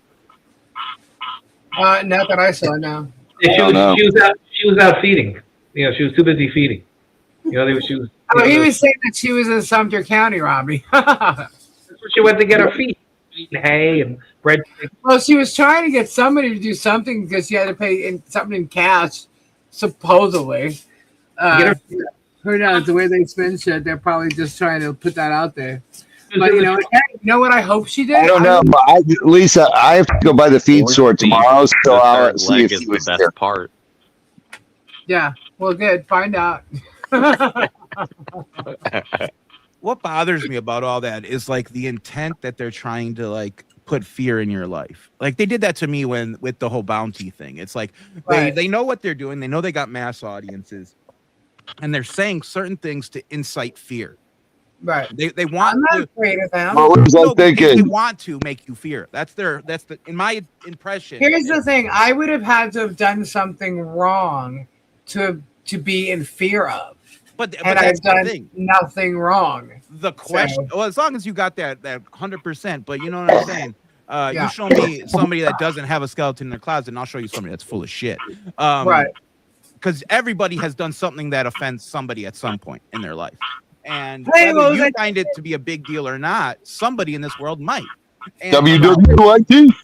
the sheer fact that they're putting this stuff out there to incite a sense of fear in you, whether you Steppy fear or Stu. not, that to me speaks to harassment. I don't know Any if it's Kathy? true Oh, in it's the law, all harassment. It is beyond harassment at this but point. it feels harassing. When I was going through it, I felt like I was being harassed. I felt like I was being intimidated. I felt like I was having nowhere to turn to. No one was safe to go to. And Dave, harassment is fucking gay, okay? Harassment is the gayest thing that ever was. We're in Florida, most of us, and we have what's called the castle doctrine. That means you walk into the wrong house, you get carried the fuck out. That's what it fucking means. I would love for these motherfuckers to come and find me in real life, because they ain't gonna fucking live. They come to my fucking house. Tell me all you want. Threaten me all you fucking want. You're getting carried out by the coroner. That's what it comes the fuck down to. That's what the law says. But these people did come to my house, Richard. These people took pictures of my house. Pictures of my brother's house. You're in Wisconsin. You gotta let them rape you before you can fucking punch them back. It's crazy. We're in Florida. They look at you the wrong way. They get fucking 10 holes of them. Listen, Super Dave, you got to wait till they're at least into their fourth stroke before you can do anything. They literally came in the backyard. Like, seriously. Like, seriously? Seriously. It was a man and a woman. Wow. Seriously. And like, I wasn't even staying at my brother's when all this was going. Had I known this was going on if I was staying there, I would have put it all over the internet, everything. I wasn't staying at my brother's house when this was going on, so I had no idea of it till way later on. And it was, I swear to you, a woman filmed. Try that shit in Florida. Yeah. Try that shit in Florida. Yeah, you break the enclosure. You come onto private property, it's fucking over. You come onto private property, it's fucking over. Oh, the guy that came here, He the day before he came to my house, he pulled in the driveway, went to my door. There got no answer because I wasn't home. And Robbie, I was with you, and Yeah. he went to my next door neighbor's house, knocked on their door, and then he walked down the street because Jeannie was walking up the street. Walked down the street, walked up to Jeannie, and said, "Hey, Lisa, how you doing?" To some fucking person walking down the street, like he just like, are you kidding me right now? He's walking across all the lawns here, and then he leaves, and Jeannie gives you a card. Yeah, he gave me a card. I called him up. He said to me, he goes, "I have a package for you, a delivery for you." I said, "Okay, well, why didn't you just leave it there?" And he goes, "Well, because it has to be hand delivered to you." I said, "It has to be hand delivered to me." He goes, "Yeah." I go, "And why is that?" And he goes, "Because it's legal documents." I said, "Oh," but yet the next day he showed up handing papers, or trying, I should say, to hand papers to Gabe, claiming I said to leave it with him and that it was okay to leave it on my patio table when he told me the day before he had to hand them directly to me. But yeah, when he showed up at my house the next day, he didn't even ask for me. Didn't even ask who Gabe was. Guys, a lot. I just can't wait for them to for shocking, because with that email that you were talking about, he's threatening me. Oh, hand this over in 24 hours or whatever. And I'm laughing. I'm thinking, you dumbass, this is already filed in the court. Why are you threatening me? I guess he thinks that I only sent it to him, that I didn't file it yet. It was already in the docket when he emailed me. And I'm like, I'm not, I'm not dealing with you. I'm not dealing with you. Write your motion to compel or whatever you're going to do. And let's wait and see what he does. Because if he does that, he doesn't have to show proof that he thinks I was served. Yeah. Rich? There was no affidavit filed, right? Again, No, that's what I was actually waiting for, to see if the guy actually filed it, an affidavit saying I was served. And yeah, then they haven't filed the affidavit. That's the best part. Wait, Lisa. That's the best part of this whole thing. I know. They have to file an affidavit of service. So you have an argument to tell the judge, hey, look, judge, they haven't even filed an affidavit of service. If he filed this motion to compel, number one, it's dead on arrival because there's no affidavit of service that was presented to you that you could even contest. Right. You have a right to know that there's an affidavit of service that's there, and to say all this and that and to contest it. Maybe he has an argument that you need to, do X, Y, and Z and things get triggered. But if there's no affidavit of service filed and they're procrastinating in filing the affidavit of service, which is clear, because if they can send you emails and they can do all sorts of make legal moves and they haven't filed the affidavit of service yet, right? That's a problem. And so you can test that affidavit of service. You have every right to do, but they're never going to get any contempt. They're never going to get attorney's fees. They're never going to get anything like that. It's all bullshit.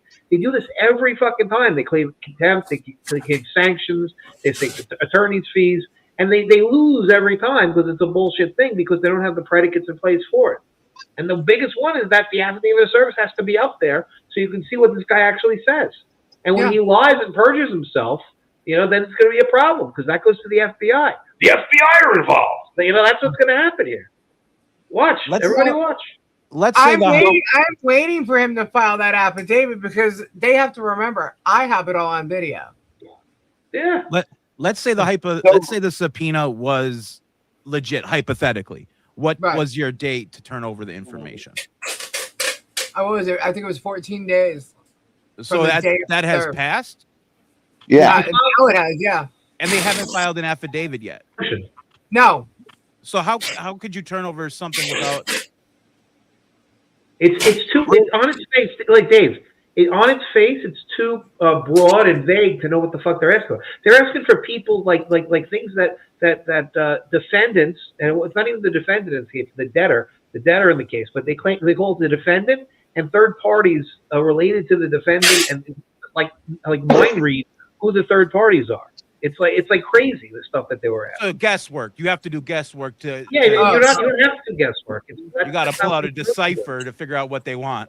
Yeah, you don't know what the fuck they want. When the judge looks at that subpoena, and if the judge has to look at that, the judge goes, "What the fuck is this? Get this the fuck out of my court." That's exactly because then that leaves room. Okay, what was I thinking? If you give them everything that you have, then that gives them room to say, well, they didn't comply with the subpoena. They didn't give us this, this, and this, and you had no clear list of what you should give. Is that basically what you're saying?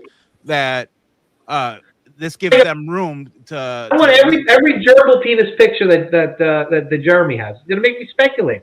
Is it pictures of gerbils? How many gerbils? How many years going back? With his own gerbil penis? Like, I don't know. Like, I have to tell him what type of gerbil penises I want. The brown ones, the black ones, even the albino gerbils. You know, if I want a gerbil penis picture from Jeremy Hales, I have to tell him what I want. And if I don't tell him, then it is what it is. Gotcha. And is there any update with this Leslie situation? I haven't been following that too much. Is there any update on that situation?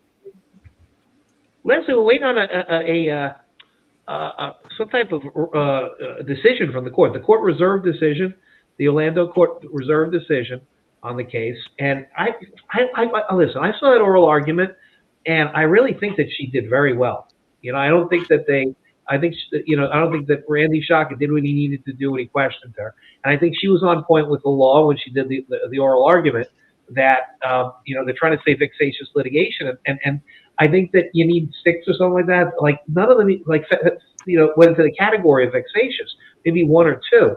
And when you look at it, you turn it around, there's nothing there. It's like a meritless claim. They never have anything there. It was a meritless They file meritless shit all the time. That's all Shaka does. Is paper. Anna says Tug was reading papers from the guy. Like a what kind of process server? Good. File it. Yeah. Hey, Rich. Wait a second. Super Dave. Rich. So when this guy was chasing me around town, and he had a gun in his car on his seat. That's Florida for you. You're allowed to. I'm like, this guy was sitting on my property trying to serve me. He could have given it to my wife, but this guy had a gun. He was waiting for me. Yeah. Dude, I'm in fear of my life. You should have put 2 in his fucking chest and dragged him into your fucking house, and then put 2 more into his head.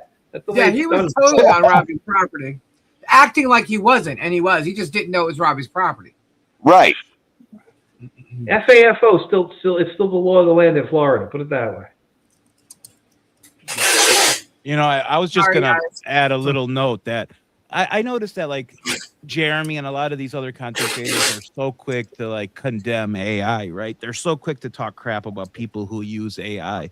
Meanwhile, almost all of these creators use AI in some form or another in their content creation. Oh, they all do. Hell, I have suspicion that some of these legal whizzes, quote unquote legal whizzes, are using AI in their legal filings. And then they're so quick to condemn, like me or Leslie or anybody who may or may not have used artificial intelligence to aid in their drafting. And I just find that very hypocritical in a sense. You know, it's like they're so quick to condemn it. Oh, God, they're using this. Meanwhile, their openings, all their jokes, all their bits, all their stuff is all generated AI. And I just find that crazy to me, man. It's like, how can it be good for you, but not good for the next man? And we've seen tonight that AI can do some amazing things. We just saw the twerking video. So, hey, Hobbit, would you please eat that frog instead of torturing it? I cannot, sorry. And if AI, I don't even know where it is. I believe Lisa said AI helped her aiding her objections draft. And that, if that shows you how far AI has come, especially with legal stuff, I thought all the stuff that Leslie submitted to the court was pretty damn good. And I think that's why it's being attacked so harshly as it is right now by people, because it actually proves stuff. It actually shows law. It actually gives multiple reasons why this should fail. Grandma Buckeye, I would return his call at 1 a.m. Yes. All the time. So, I mean, I'm going to see more and more. I think we're going to see more and more AI in court drafts. We just got to see people who pass the bar actually double check it, you know?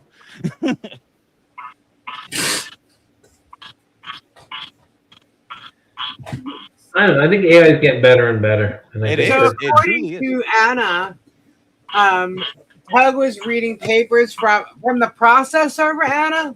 How would Tug get those? He received them when he was live, apparently. But how would he get those? Germ, shock it. But isn't that kind of, is that allowed, Richard? I mean, isn't that like, it's not on the docket, so I don't understand. What do you mean? Like, you can just pass off papers like that, like, especially when it has to deal with other people. Like, I didn't No, know. Julie, returning his calls. Oh, check it out. We got he filed his response to the motion to block. Did you see this yet or no? No, I'm not. Oh, okay. Let's see. What do we And I would call him when I got Gator calls saying tomorrow morning we got to go. So be here.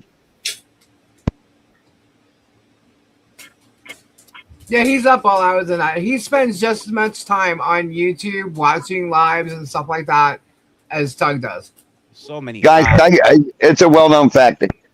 I get off here by 12. I try to get to bed by 1 o'clock. I get up by 11 and start my day. Oh, wow. What do we got? All right, cool. Ooh, we got Mark Newby's affidavit of service. No way, do we? We got it right now. I'm going to put it on here. Okay. There you go. There you go. Mark Sweet. I want this. affidavit. Bring it. That's why I said, let's go. Oh, my God. This is awesome. This is like Christmas morning. It's another liar. Oh, this is going to be great. This is live. Let's see. What else do we get? I wish I was more up to speed with all this. I still feel like I'm so far have it on behind. video. Super Dave, I'm so far behind on this shit. Like, I know bits and pieces of it, but like, I'm not like these people like Jeremy had on his stream tonight. I don't watch every single post, every single thing. I mean, I get it as it comes, and I feel like I'm getting about 70% of what's going on. Well, this is where I get it. I get it from Lisa's page. Yeah. You know, Lisa going on her live. I learn all this shit, and I'm like, what the hell? Because I don't have time to watch this during the day. I don't watch any of their shit. Well, shit, there's like 700 creators now that are doing it. Okay, let's see what we got. I literally watch zero of it. Okay. I don't watch them either, man. I don't have the time to watch all their shit. But I get links to it all the time, and then I'll just go and I'll see, whatever people are pointing out to me. I know, Helen, and that's what I need, baby. All right. You ready? Yeah.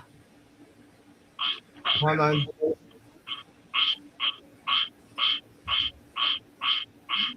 None of us have read this. This just came onto the docket today, a few hours ago. All right. Yeah, I didn't get this yet. Okay, in the Northern District of Florida, the United States Bankruptcy Court, right? This is Lynette Michelle Lacey, life suppressed and creditor Jeremy Hill's response in opposition to non-party Lisa Lee's objections, motion to quash, request for protective order, and a request to determine service ineffective.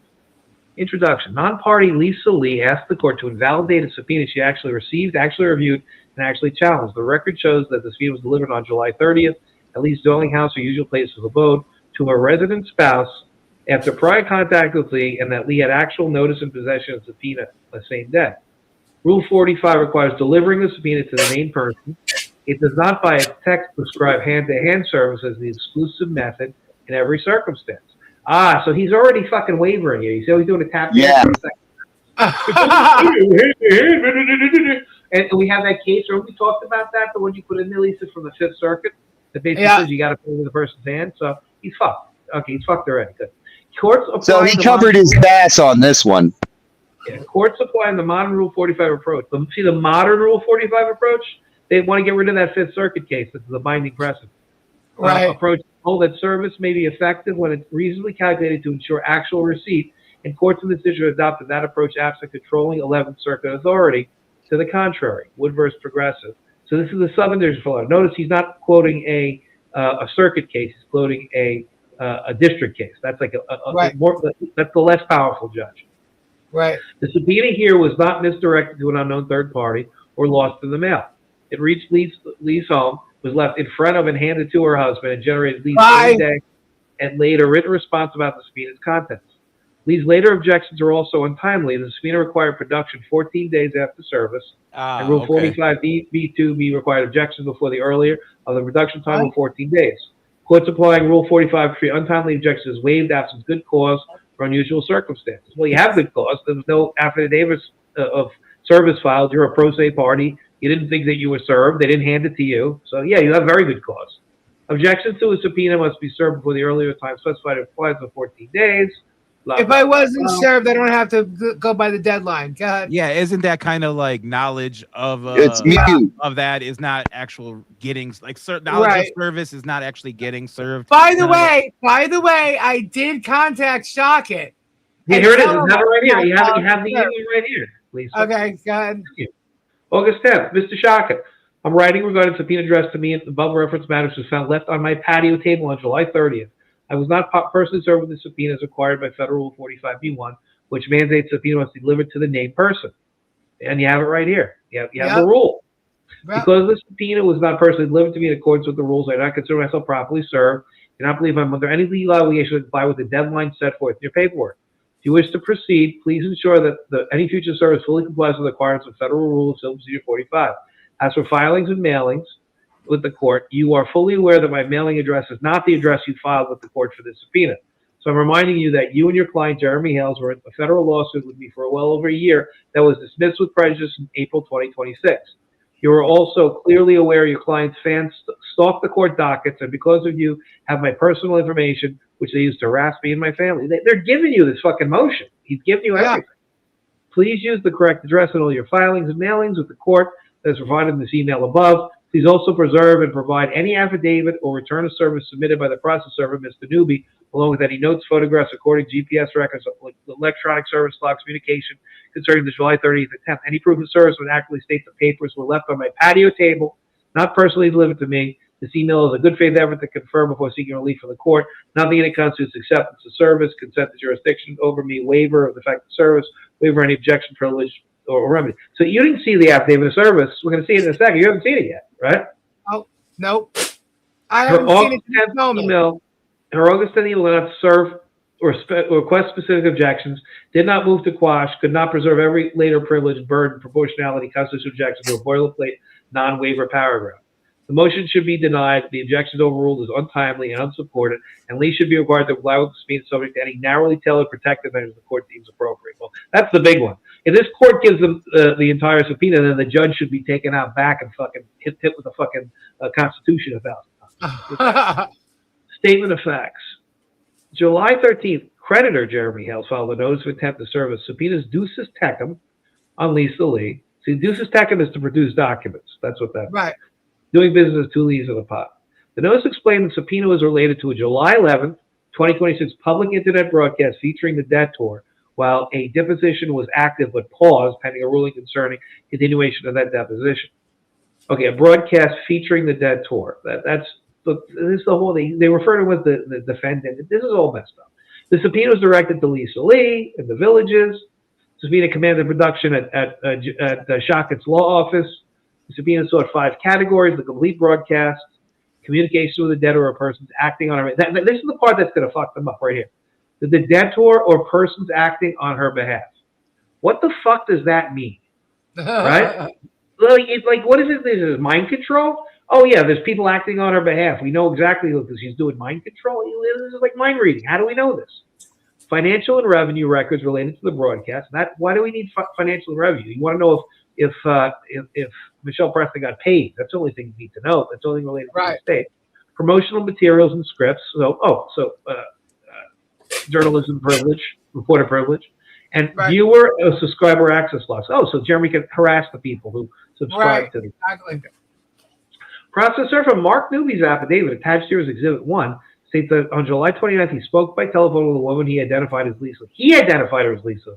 He identified her. Actually, this is perjury right there. How can he identify her as Lisa Lee if he's never met you? He had to have met you before to be able to identify you, right? Right. He's never met you. You don't know Mark Newby from Adam, do you? Nope, never seen him. Don't know him. Nothing. If you identified yourself as Lisa Lee, that would be a different story. But he can't identify you without having known you. Mm-hmm. And she said she was out of town and she could have given the papers to her husband. Newby's affidavit further states No. My husband was with me. Okay. Newby's affidavit further states the counsel agreed the substitute service would be acceptable in Lee's absence. Counsel agreed. So not the judge. Counsel agreed. Right? Newby's affidavit states July 30 returned to Overstreet Place, encountered a man. Later confirmed, not at the time, later confirmed. Later, because I told you, Socket knew who he was. They described who Gabe was, and Socket told him who he was. Lee's uncle Blake Newby returned to her home at 9:16, spoke to her husband, left the subpoena on the patio. Lee's August 10th email counsel states the subpoena address was found left on my patio table. Discussed the subpoena's alleged service defect after process service records. Counsel for creditor advised Lee that she explicitly confirmed the actual notice of physical possession of the subpoena and demanded compliance within 48 hours. Lee's formal objection was dated August 16th. The certificate states that it was served on August 17th. Lee's motion asked the court to determine July 30th service in effect and quash the subpoena, impose a protective order, stay compliance, reverse all objections, require amended proof of service, and prohibit contempt or sanctions based on the July 30th delivery. Okay, Rule 45. Requires the subpoena command production of designated documents, electronically certified tangible things, service required delivery, named person. Oh, here we go. Delivering the subpoena, all right, but does not, the Rule 45 text requires delivering the subpoena, but does not prescribe only hand-to-hand personal service as the exclusive method of delivery. He didn't hand it to anybody's hands. By its text, yeah. Rule 45 requires only delivering the subpoena to the named person. So you can leave it on a patio fucking table. You can leave it at the Starbucks. You can leave it in the fucking litter basket. Where can you leave it if you can't put it in the person's hand? Right. It doesn't make any sense. Does not dictate the manner in which the delivery must occur. 45B4 requires the proof of service of the subpoena, which must be filed with the issuing court, must specify the manner of service of the subpoena. Court distrusts reading full 45, but only personal service would render this portion of the rule superfluous. So it's a 1999 district case. It's not even a second or an 11th or a 5th. When Socket quotes case law, you have to go and fucking read it because he lies. Moreover, we agree that permitting service by alternative means in an inappropriate case with the rules, blah blah blah blah. Look what he's quoting right here. Southern District of New York. That's a district court case from New York. You quoted the 11th Circuit case and the 5th Circuit case. Right. He quotes a New York case from a district court. Right. You quoted the Court of Appeals case. He's a fucking idiot. What a fucking idiot this guy. Look down here. He quotes Arizona. And then the next one he quotes Arizona. Quotes applying the modern approach. What is this? The modern approach. What is this? He's making this up. He's making it. The modern approach, personal delivery, a growing trend, right?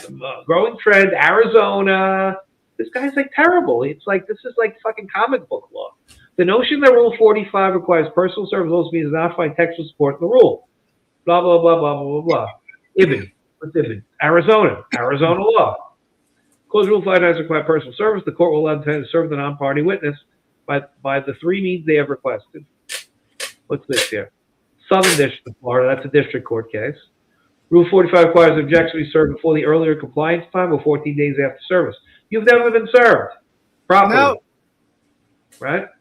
If I was never served and I told him this, I emailed him and said I was not served.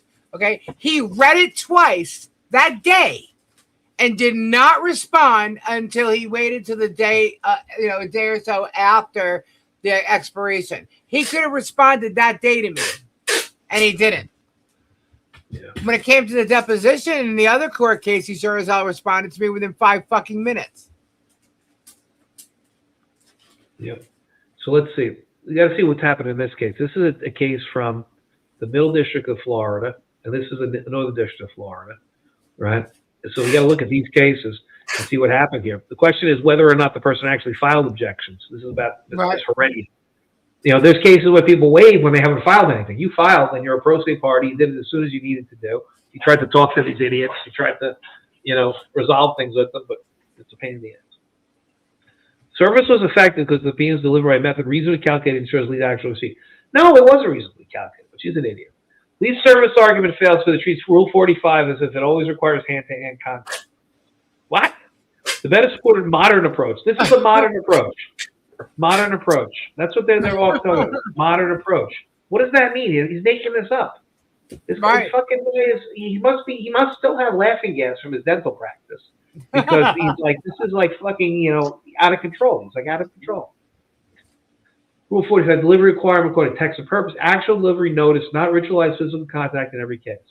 Courts in this district have held Rule 45 not require formal personal service. Delivery is sufficient but reasonably calculated to ensure receipt. This is all garbage here. Let's see what type of cases we have here. This is a Southern District of Florida case. Okay. Okay, here we go. Accordingly, absent 11th Circuit authority to the contrary, this court agrees with the orders of the district and find that Rule 45 does not require formal service of process. Okay, fine. Absent 11th Circuit authority to the contrary. Well, you have 11th Circuit authority. So this is BS. The standard satisfied here. The subpoena is directed to Lee at her residence. Newby's. Is this your real house, or was it the wrong address on the subpoena? No, that's my real house. Okay. Newby's affidavit states that Lee told him she was out of town. She could not give the papers to her husband. Newby returned to Lee's residence. That's a lie. That's an absolute fucking lie. Yeah, we'll get the affidavit up in a in the second. car. Okay. Lee's writing. We were at Robbie's. What? We were at Robbie's. Yeah, this Gabe and I whole- were both at Robbie's. There's about 7 other people who were there. This was not service on an unrelated stranger. It was delivery at Lee's dwelling to the resident spouse she identifies as living with her, followed by Lee's actual notice, written response, motion practice. Under the modern Rule 45, those facts are not enough. The service here occurred at Lee's residence. Lee's own documents confirmed notice to proceed. Lee's file tries to have actual notices from service. Factual record defeats it. Lee's August 10th email admits. Yeah.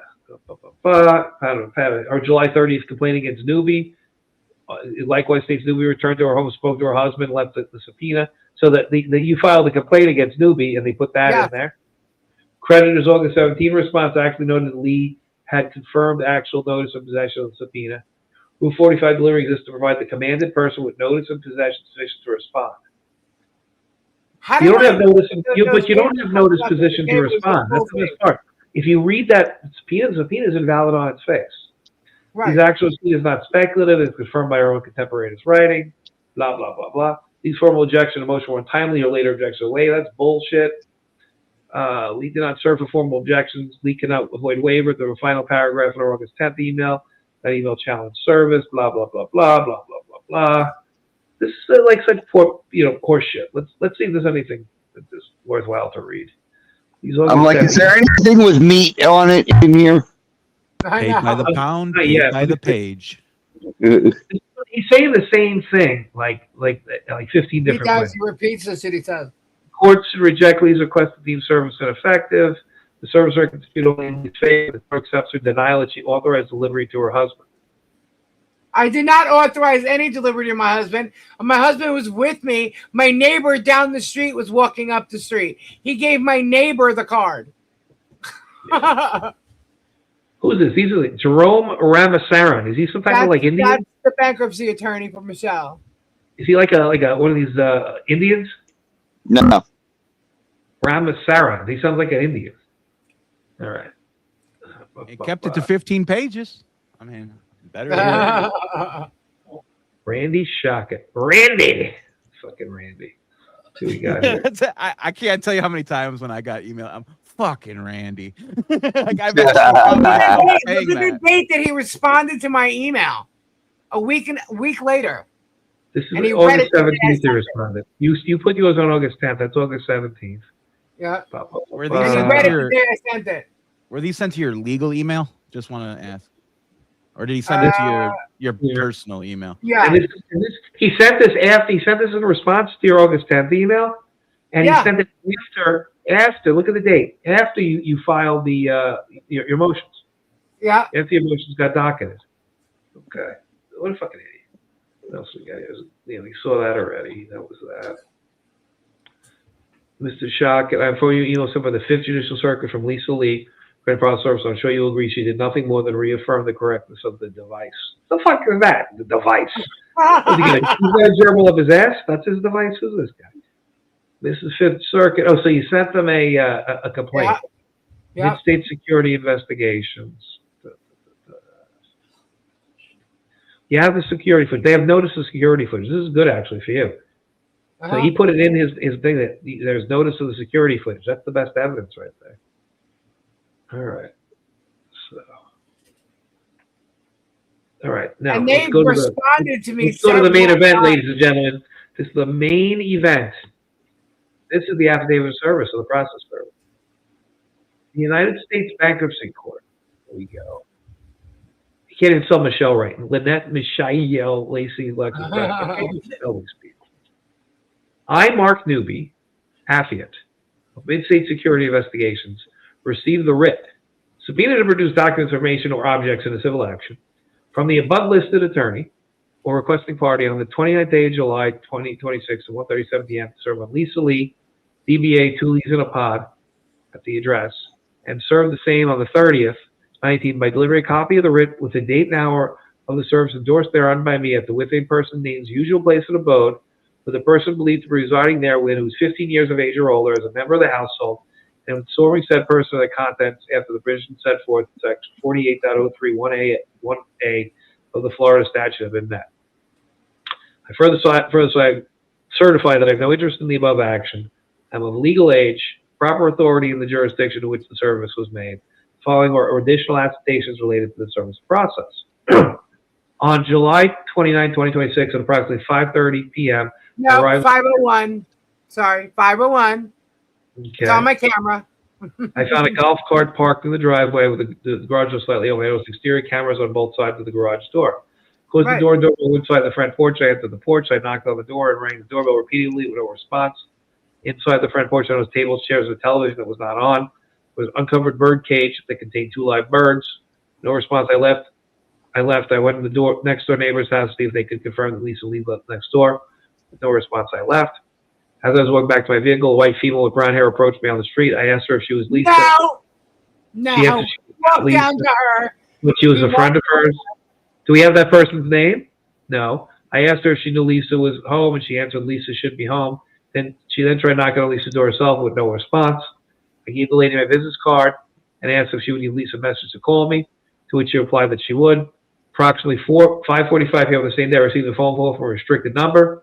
The female voice said she was responding to a person who just at her house and left a card. I asked if this was Lisa, and she asked who I was. I identified myself, telling her that I had a package I needed to be delivered to her. She asked who the package was from. I told her it was from an official process and it was important that she get it. She said that I should have left it with the neighbor when I spoke with earlier. She pressed me to find out who was sending it. That's not true. It was going a matter of federal court. She said that she knew all about it and that she was someone trying to cause trouble. I asked her how I could get these documents to her. She said she was out of town. I told her that seen evidence of this, don't leave me out of her house. She answered it was her husband. She said that I could give the papers to him. It's a lie. Gabe was That's with all a me. lie. Gabe was here. Give them to her directly. She said that she would take pictures of where she was at the time, stamp to prove that she was out of town. And I did. I told her that I would inform the court. I spoke with Lisa on the phone, informed her of the papers that I needed to deliver to her, that she said she knew what it was about, that she was not available to receive them, and she was out of town.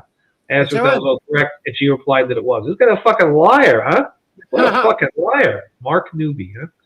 I left a message for attorney Randall Shockett to return my call. Shortly after, Mr. Shockett returned my call.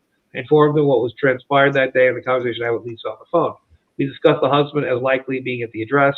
I asked Mr. Shockett if he was okay with substitute service. So it's not about the law. It's what Mr. Shockett says. Mr. Shockett agreed that in Lisa's absence, substitute service would be okay under the provisions of Florida law at the residence of the cohabitant over the age of 15. On 7/30/26, at approximately 8:25 a.m., I returned to the 2446 Overstreet Place. The same golf cart appeared not to have moved. The garage door was still partially open. I walked to the front porch, where this time I saw the television on, a cellular phone turned upside down on the table, and the bird cage was now covered. All this indicates that someone had been there between my visit yesterday and now. I knocked and rang the doorbell several times again with no response, so I left. Yep, came right back though. At approximately 9:18, I returned to the address. The same golf cart appeared to have not moved. The garage door was partially open. There was an unoccupied blue Ram pickup truck with Florida tag parked on the street in front of the address. This time I noticed a white male sitting in the front table in the front porch. The man appeared to be 50 to 65 years of age, having long hair that I could see extending from beneath his ball cap. The man was later confirmed by Lisa as being her husband. When did you confirm that was your husband, this guy? Never, I did not confirm it with him at all. I did not talk to him. I did not talk to that man after he called. I spoke to him when I left Robbie's. As I approached the front porch, I asked if Lisa was there. He asked me who I was. No, he did not. No, he did not. It's right on I the video. identified myself and what I had to deliver. He saw Gabe on the patio Walked up to Gabe. He goes, "Hey, I spoke to Lisa yesterday, and she told me I can give these to you. Leave these with you." And you That's know all exactly- this. You That's know all this exactly because what you you see have on the camera. a. You know all this because you have a video, right? Yep. Yeah, It's on he's got the a video. video of that. Yeah. Let's publish the video. Fuck it. You should publish the video. I told him that Lisa had told me earlier that I could leave the papers with her husband at the house. I asked him his name there, to which he answered that I would need to find myself in Orlando. Find myself in Orlando. I told him that according to Florida law, I could leave the papers with him at that address. He said he was not accepting the papers. I told him that it was not necessarily that he actually received the papers in his hand. I described the time and date of service on the papers and laid the process on the table in front of him. I told him that it was important that Lisa get the papers. He said that he was not going to accept the papers. He then got up and left me standing on the porch. I followed him until he got into the same blue Ram pickup truck that was parked in the front of that address. I telephoned Attorney Randall Shock and informed him what had transpired. He never handed Gabe the papers. He never signed nothing. He says it right here. Gabe, he wasn't going to accept service. Yeah. He said And that he Jeremy was told everybody a half an hour he's after not that Gabe accepting signed for them. There's a difference under Rule 4, which is the service of paper, service of He process. never asked for me. There's a The guy's difference in lying. Rule 45. They're two different things. Like this would have been good service under Rule 4, I think, but it's not good service under Rule 45, and that's the nuance here. And I think that they're screwed. Number one, number two. This guy seems like he lied. I think you have to publish the. He 100% lied. You got to publish the video. Because Gabe was with me the day before, so I would never have said you could have left him with my husband. Okay, what I said, when I spoke to him, he said he had a package for me, and I said, "Well, why didn't you just leave it there? That's it." Yeah. And he says, "I can't. It needs to be hand delivered to you." And I said, "What is it?" And he goes, "It's legal documents." I said, "Yeah, who's it from?" 45 Tuesday, baby. That's all we need. The one thing that he left out was what I said to him about, "Oh, okay, by the way, you're working for a shady law firm, mister." I said, "Make sure you do your job correctly, because I'm going to." Yeah, well, I think and he said, "It looks like you're home. There's no evidence that you're not there." And I said, "Are you serious right now?" So I turned around, I screenshotted my phone that I was in the call with him. Then I turned around and took a picture of the traffic light in front of me with the time on the radio. And Gabe was right next to me. He was on speakerphone. Gabe heard the whole conversation. And when I hung up with him, I immediately called Rob and said, "You're not going to believe this shit." And we were down the block. The traffic light was the first traffic light leaving Robbie's. I was at Robbie's. But Gabe got the text from Jeannie showing the car to this guy showing up at the house. And I literally was like, all right, whatever. He came over to me, and that's when Gabe and I walked out the door. Yeah. Robbie, how many people were there when we were there? Sweet Cheeks, Chris, me, Z, yeah. Scooter. Yeah. And so I'm sitting there, I'm like, okay, whatever. I'm like, well, I'm out of town. I'm not there. What do you want me to tell you? I'm not there. Not my fault you decided to come at this time of the day. I wasn't there. So he didn't do anything, whatever. However, he stalked my property and drove around for a very long time because I saw him on my cameras like an hour later, and I'm like, holy shit. But he left that night. I got home. He never came. Nothing. The next morning, apparently he banged on the damn door. Gabe went to go get coffee. That's why the television was on or whatever. Gabe came back. He came back after that. And he never asked Gabe his name, nothing. And he says it. He was identified by somebody other than Gabe identifying himself. And Gabe wouldn't take the fucking papers. There's a lot more said there, actually. Gabe says, whose name is on that? Yeah, you had everyone on my StreamYard that knew you were there. Tori, Mom, Hannah, damn it, Robbie. Yeah. So he tried to tell me that it looks like someone's home. I'm like, really? There's no car in the fucking driveway. You know that. And when I got home and I saw him on camera, he was the one that was parked in my driveway. So there's a golf cart right up against the garage, and you're saying it looks like somebody's home? Because the garage door and this heat is lifted up a little bit? Are you kidding? I have video footage of me getting in the truck with Gabe and leaving to go to Robbie's. And I also have video camera footage of me coming home with Gabe. And you also have video footage of him telling Gabe you and him told walking down the block to Jeannie's house as she's walking up the street. And when he did walk up to her, you know what? I'm going to get an affidavit from Jeannie too. When he did walk up, he approached her and said, "Hey, Lisa." Lisa, wait. Yeah. The most important thing is what's on the screen right now. Yeah. You see what's on the screen right now? Yep, his Mark signature. affidavit of service was subscribed. Amen, Ellen. On July 31st of 2026. That's a lie. Right? That's an absolute lie. It's only being filed on the 23rd. Wait. You know why this is important? Why?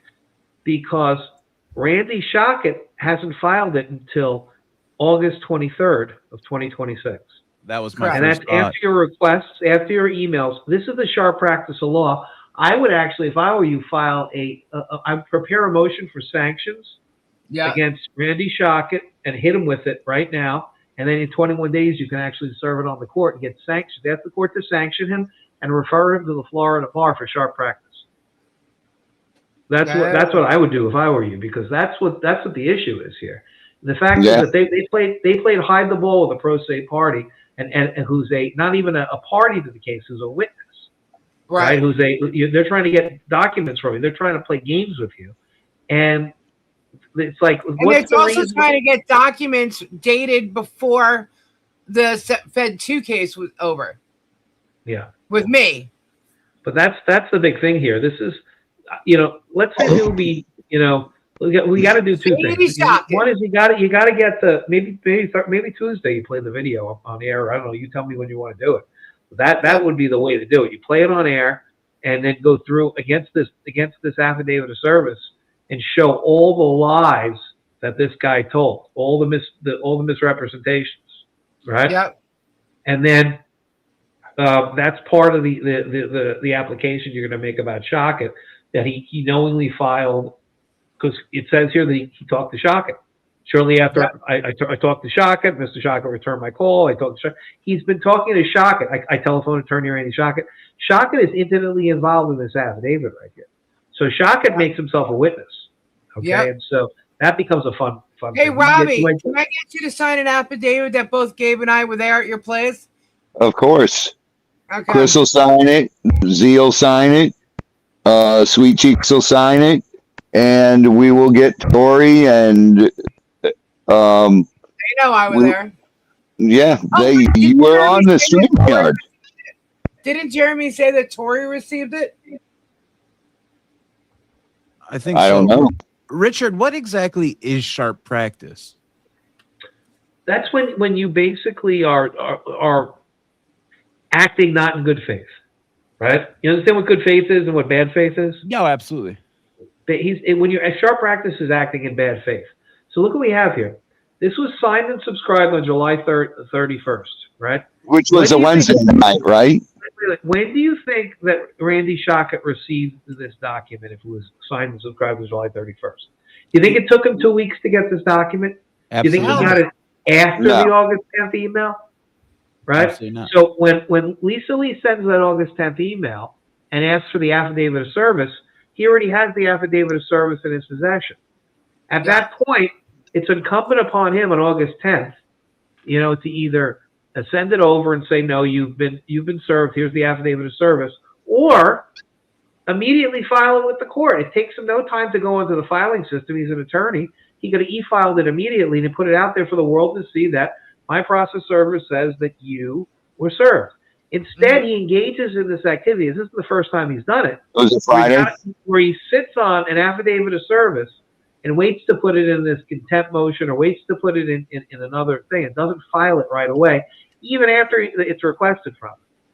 So you're trying. Part of the rule is you have 7.01G in the Northern District of Florida, where you have to meet and confer in good faith. You tried, Lisa, to meet and confer with this man in good faith and get the information related to this affidavit of service because you had an issue about service. In order to meet and confer in good faith, right? You sent it on August 10th. He didn't reply to you until August 17th. And he read it. You a copy, and he didn't give you a copy of this affidavit of service. So this is what's called bad faith. I think it's textbook bad faith based on the rules of the Northern District of Florida, the local rules, the rules of attorney conduct, I think that this is worthwhile to go to the judge. I really do. And then, you know, you can go to the bar with it, but they can say, and maybe you could probably bring this to the bar because you're only a potential subpoena. You're a deponent, like you're Witness. you're not a witness. You're not somebody who is in litigation. You could send this to the Florida bar. You could do an ethical complaint on this right now, actually. But the more I think about this, you're not a party to this case, so there's no pending litigation for you. So you Patty remembers you being there. I would send this to Tallahassee. I would file a bar complaint on the sharp practice of law, how he's withheld the affidavit of service. That you're a pro se party, that you're known to him, and this is part of a pattern of harassment, and that he engaged in sharp practice in bad faith. He would show him engaging in bad faith, clearly engaging in bad faith. Can't hurt. You know, he's got so much shit on him anyway. He probably have his own filing cabinet for this fucking guy. Yeah. I would send an attorney grievance in immediately on this fucking guy. Fuck him. I will, no problem. Sure is a poop sandwich. It really is a shit sandwich. Yeah, Robbie, the 29th was a Wednesday. Okay, so it was Friday, and that means Marsha was there, Tori was there, Patty was there, and Hannah was there. I was at your place on Wednesday the 29th, the day before he attempted to serve me. Okay, so that's all of the above, plus Chris, plus Scooter, plus Z, plus me, plus Sweet Cheeks. You guys were stuffing your face when I was there. You guys had chicken. You were literally like seconds before you went live. Hey guys, it's past my bedtime. I'm gonna get scooting here. All righty, Dave. Thanks for coming on. It's been fun. I'm approaching that time, Dave. Hey, Dave. Love you, sweetheart. I love you too. Love you all. And only Robbie can pull me out of this. I swore I wasn't gonna dive in on this.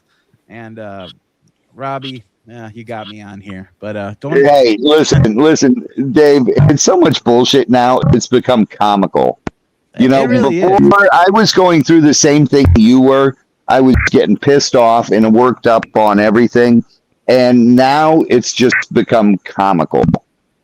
I feel for everybody getting involved, and if I could leave you all with any less advice, just from somebody to the creators who are hopping on board on all this, please do some deep thinking if this is really what you want. If you want people, public, diving into your family, diving into your every choice, pulling up your transcripts, pulling up where you work, doing all this, because this is, no matter what side you're on, people are doing this stuff to you. Whether you're the creators on either side, there's going to be somebody who hates you, and there's going to be somebody there to do deep dives in on you. And I mean, it's not just that. It's encumbersome on your family. And I would just encourage all the creators who are thinking that this is their path to getting subscribers, views, clicks, and everything. Maybe engage yourself and say, 2 years down the line, could I see myself still making this type of content and being entertained? And am I ruining anybody's lives or livelihoods with this type of content? Because personally, I don't want to ruin people's lives. I don't want to be an asshole. I don't want to be indebted to somebody else for my success on the internet. I'd rather build that 100%. Success on my own. And so, yeah, if I would leave any of these content creators with any advice from a small time creator who's never done anything major, and God knows they always remind me of that. Second guess, I mean, maybe do some thinking and see if this is the type of content you want to create.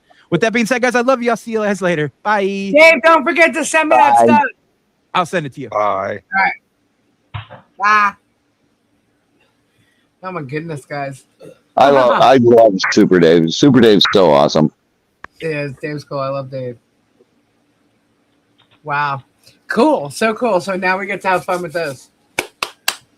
Crazy though. Like I don't know what they're trying to do here. I guess I know what they're trying to do here. It's like they're like, you know, it's like a poker term. They're pot committed. They're already, you know, all in at this point. So what can they do? But this is like really bad. Like this is like a Shockett's opened himself up here. Look at this here. Monday, August 17th. You sent the thing on August 10th. August 17th, he replies to you because he thought he was just going to sit back and he was going to file a motion and the court was going to hear from him first. But they didn't. And you asked about, and then he puts this other one in, the second email that he puts in for the process server. And have you guys seen this process server, what he looks like? I put a picture of him in one of my articles about him, newbie.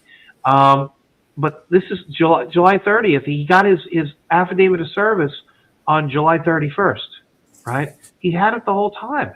That is sharp practice. That is bad faith. That is, the rule says you have to confer in good faith. You sent an email to the guy on August 10th asking to confer in good faith, send me the copy of the affidavit of service. And he never sent the affidavit of service. No. But he had possession of the affidavit of service. He never filed the affidavit of service. He's sitting on it, and he does this. He knew that I said it wasn't a valid service, and he waited until the date after this supposed deadline. If I wasn't served and I believed I wasn't served, why wouldn't he have emailed me beforehand trying to claim that I was, instead of waiting till a week later after the date? He figures if he waits a week later, he's going to try and get me on the deadline. Right. And you're a pro se party, so you have a reasonable understanding that you weren't handed service, it wasn't served on you. Exactly. So it's not like you're a lawyer, like it's not. That's the thing. You have to understand. Your understanding is somebody that is a regular person. You don't have the training that a lawyer does, and frankly, you would think that a lawyer would behave better. That's why I think this is a sanctionable thing and a grievance. I think you file a grievance with the Florida bar. It can't hurt at this point with this guy shot. Might as well send it in. That's what I would do. Fuck. Yeah, and I'm going to send in my video as well. Oh yeah, I'm telling you. Well, I think you should broadcast the video on Tuesday, right? When you have. I have 2 different videos. One is for the court, and one is for people to see. The one main thing I want everybody to see is how he went down to Jeannie. He says that Jeannie came walking up to him. He walked down to Jeannie. Okay, Jeannie wasn't close enough to my house. He had to walk down to her. Right. And then the next day when he came, he walked up to the patio, and you clearly hear him saying, "Hey, Lisa told me yesterday I could leave this with you." And meanwhile, Gabe was with me yesterday, and now he's trying to say that I told him to leave it with my husband at the house. Total lie. My husband was with me. Yeah. So Robbie and whoever else can affirm that we were, both of us, down at Robbie's that day. Yeah, 100%. So he's lying about the call. He's lying about the conversation in the call. He lied to my husband when he walked up towards him, and everybody seems to think my husband signed for these papers, which he never did, and clearly even this guy's saying he didn't. And my husband walked away. You see my husband walking away, and you see him leaving after. He didn't give it to him on no table, like right in front of him. Gabe walked away first. Gabe walked away and walked to his truck, and then he followed after. So I'm going to show the video from just the 2 camera footage, which shows the front of my property. Not showing the one on the patio. I'll just wait for that for court. But you guys can see what I'm talking about. There's 2 points right there. I'm telling you, the guy's a fucking liar. He was a liar. Save the death blow for court. Yep. Well, I would send everything to the Florida bar as well right now. Yeah. Oh yeah. I've already actually complained to the Florida bar in regards to this subpoena. But now that he's put in the affidavit and what he said with this, I'm going to send more. Yeah. I think that's what you have to do. I think that you have to take no quarter with these assholes. I think you got to do what you got to do. Yeah. Yep. So cool. Hey, Rich, so since you got that, can you send it over to me since I don't have it? I emailed it to you already. Cool. Thank you. See what we got. Yeah, I don't have Pacer, guys. I'm not on Pacer or anything. And here we go. I'm sending a picture. Let's see. Put that on screen. That's him. That's Newbie. That's what Newbie looks like. He looks like a fucking prick that grew ears. Look at him. That's Let's see new. this liar. I'm waiting for it to come up on the screen there. Definitely looks a little different than the guy that showed up here. Well, that's the guy. That's his picture. Mm-hmm. So, I pulled it down. I found him. So, Yeah, I immediately made a complaint about Hey, him. Rich, is he an ex-cop too? I think he's ex-military. Yeah, that's from when I did my research. I think he's ex-military. So, I don't know. I don't know what he thinks. These people, he might not be the idiot. I think that the problem I think he has is that he's listening to Randy Shockett. And you got to understand. I told him in the call the day before. I said, "Well, you're working for a shady lawyer right now. Make sure you do your job because apparently the process servers that have worked with him before don't go by the law." Totally told him that. He left that out. Totally told him that. Yeah. Sure as shit, what did he do the next day? He lied. And the reason why he's lying is because Shockett told him to go ahead and leave it there. Yep. He says it right there. He told him to go ahead. He gave him substitute service. That substitute service has to be given an order by the court.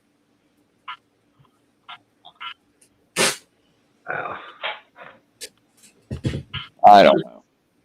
It has to be served upon the person who is named in the subpoena. He told me that. He even wrote it. Served on. You have got to give it to me. You can't leave it with anybody else. This isn't just a lawsuit that's been filed against you. If it was a lawsuit, that can be served upon someone that lives in your house or that's over 18 years old. That can be or just a regular lawsuit or whatever. But a subpoena, a federal subpoena, no. That has to be served upon the person. He never, ever asked Gabe if I was home or nothing. I was home. I was sleeping in the bedroom. The bedroom's in the back of the house. I didn't hear anybody knocking on the door. I was out cold sleeping.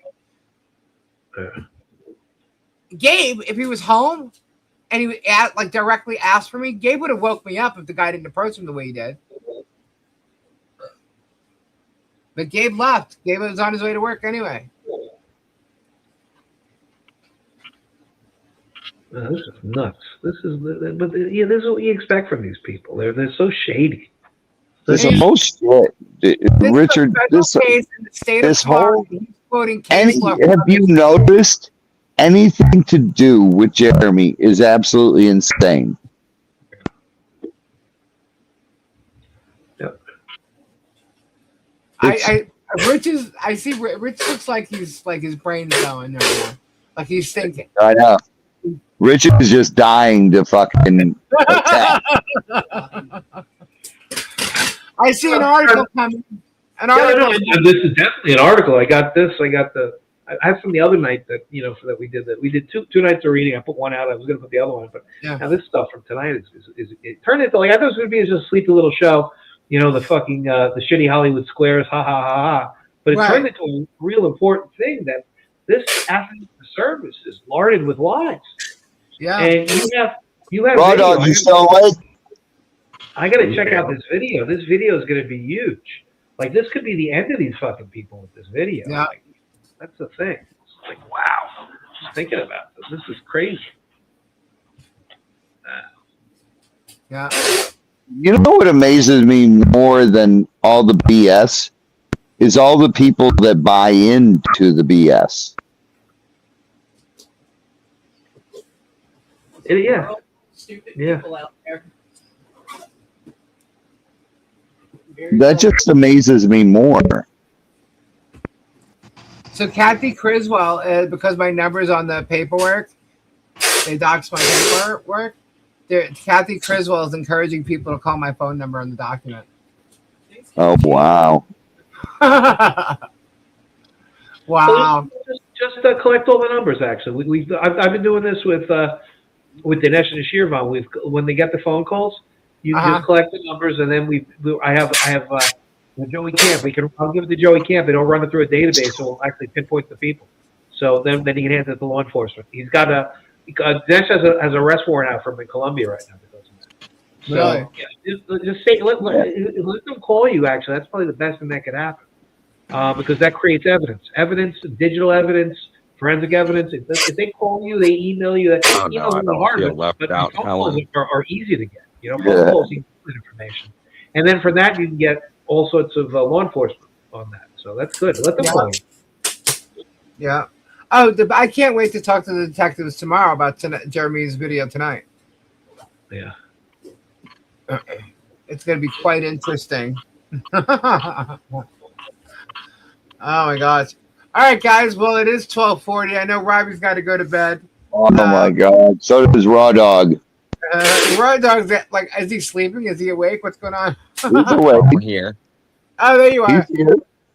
That's okay. Raw Dog's got to be here early in the morning. Oh no.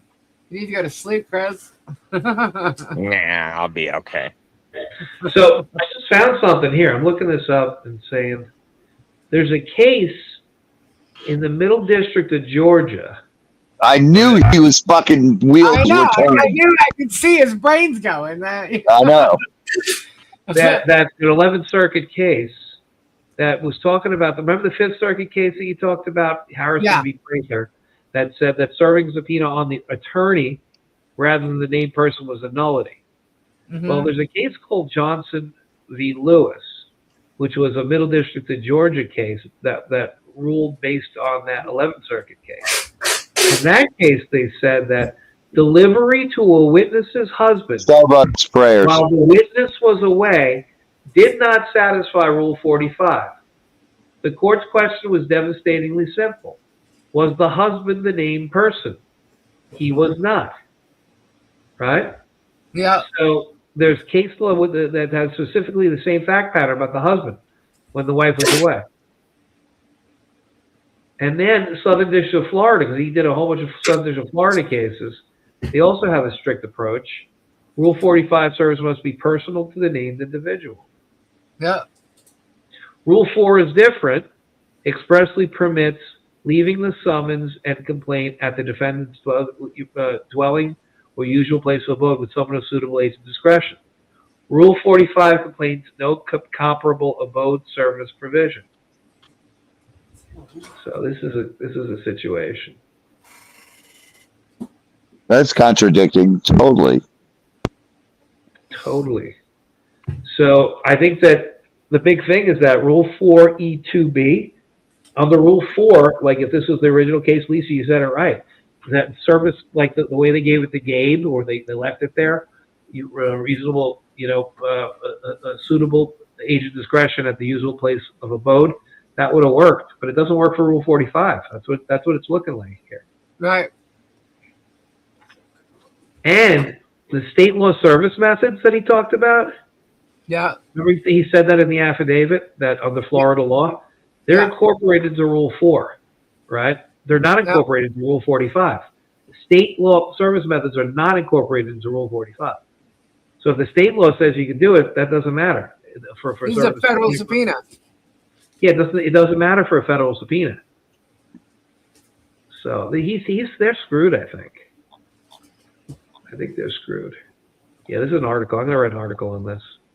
This is,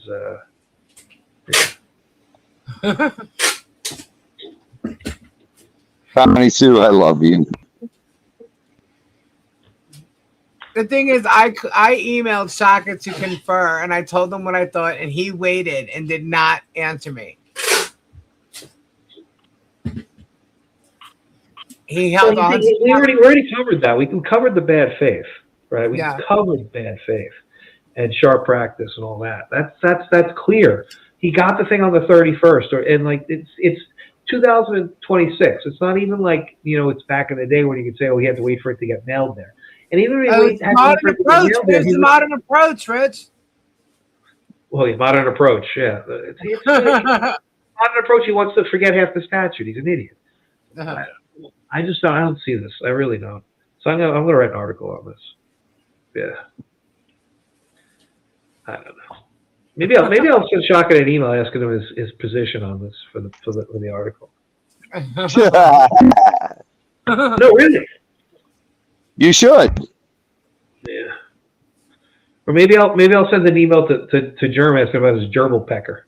Maybe we'll do that too. That's a good one. Fucking idiot. All righty, guys. Well, Rich, thank you so much for coming on. We'll have to go over the deposition, the full deposition that was on Michelle another time.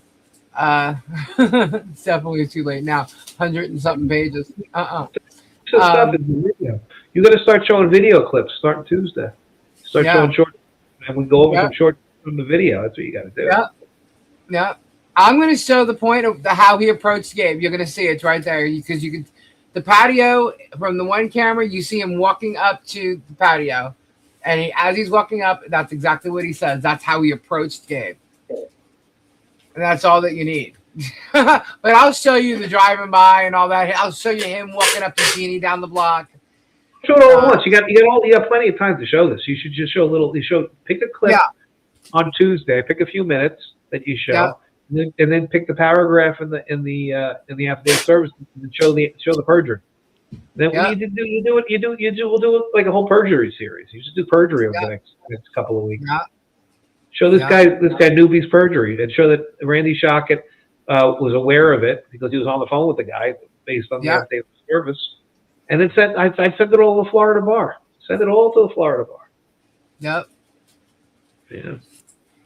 God knows, I said it. If Germ ends up, if Shockett ends up getting suspended from the practice of law or disbarred, nobody's going to. There are so many complaints against him right now. It's ridiculous. Nobody's going to take Jeremy's cases. Come on. Oh, why are you coming to visit me as a new lawyer? Why do you want to retain me? Oh, because my other lawyer just got disbarred. I'm going to take your case. Get the fuck out of here. Yeah, Newbie was trying to cover his ass, and he still freaking lied, which is amazing. And he knew he had to cover his ass because he had already received a complaint from the 5th Judicial Circuit. Did someone say that Matt was ex-military? Someone said he was, yeah. That's disgraceful. He said what? Someone said he was ex-military. No, I said he's ex-military. Yeah. I'll tell you who he is, actually. I wrote a whole article. I did this article when I did the litigation by exhaustion. Yeah. On it was August 3rd. That's when I talked about this guy. Let's see. How are you able to do an article on this guy, this process server, 2 days after he attempted to serve me, and yet Shockett gets this and doesn't file it, hand it over, nothing. He's holding on to it. I called it the process server's fairy tale on October 3rd. I called this a fairy tale on October 3rd. Yeah. So, I don't know. We'll see. Bullshit. I call bullshit.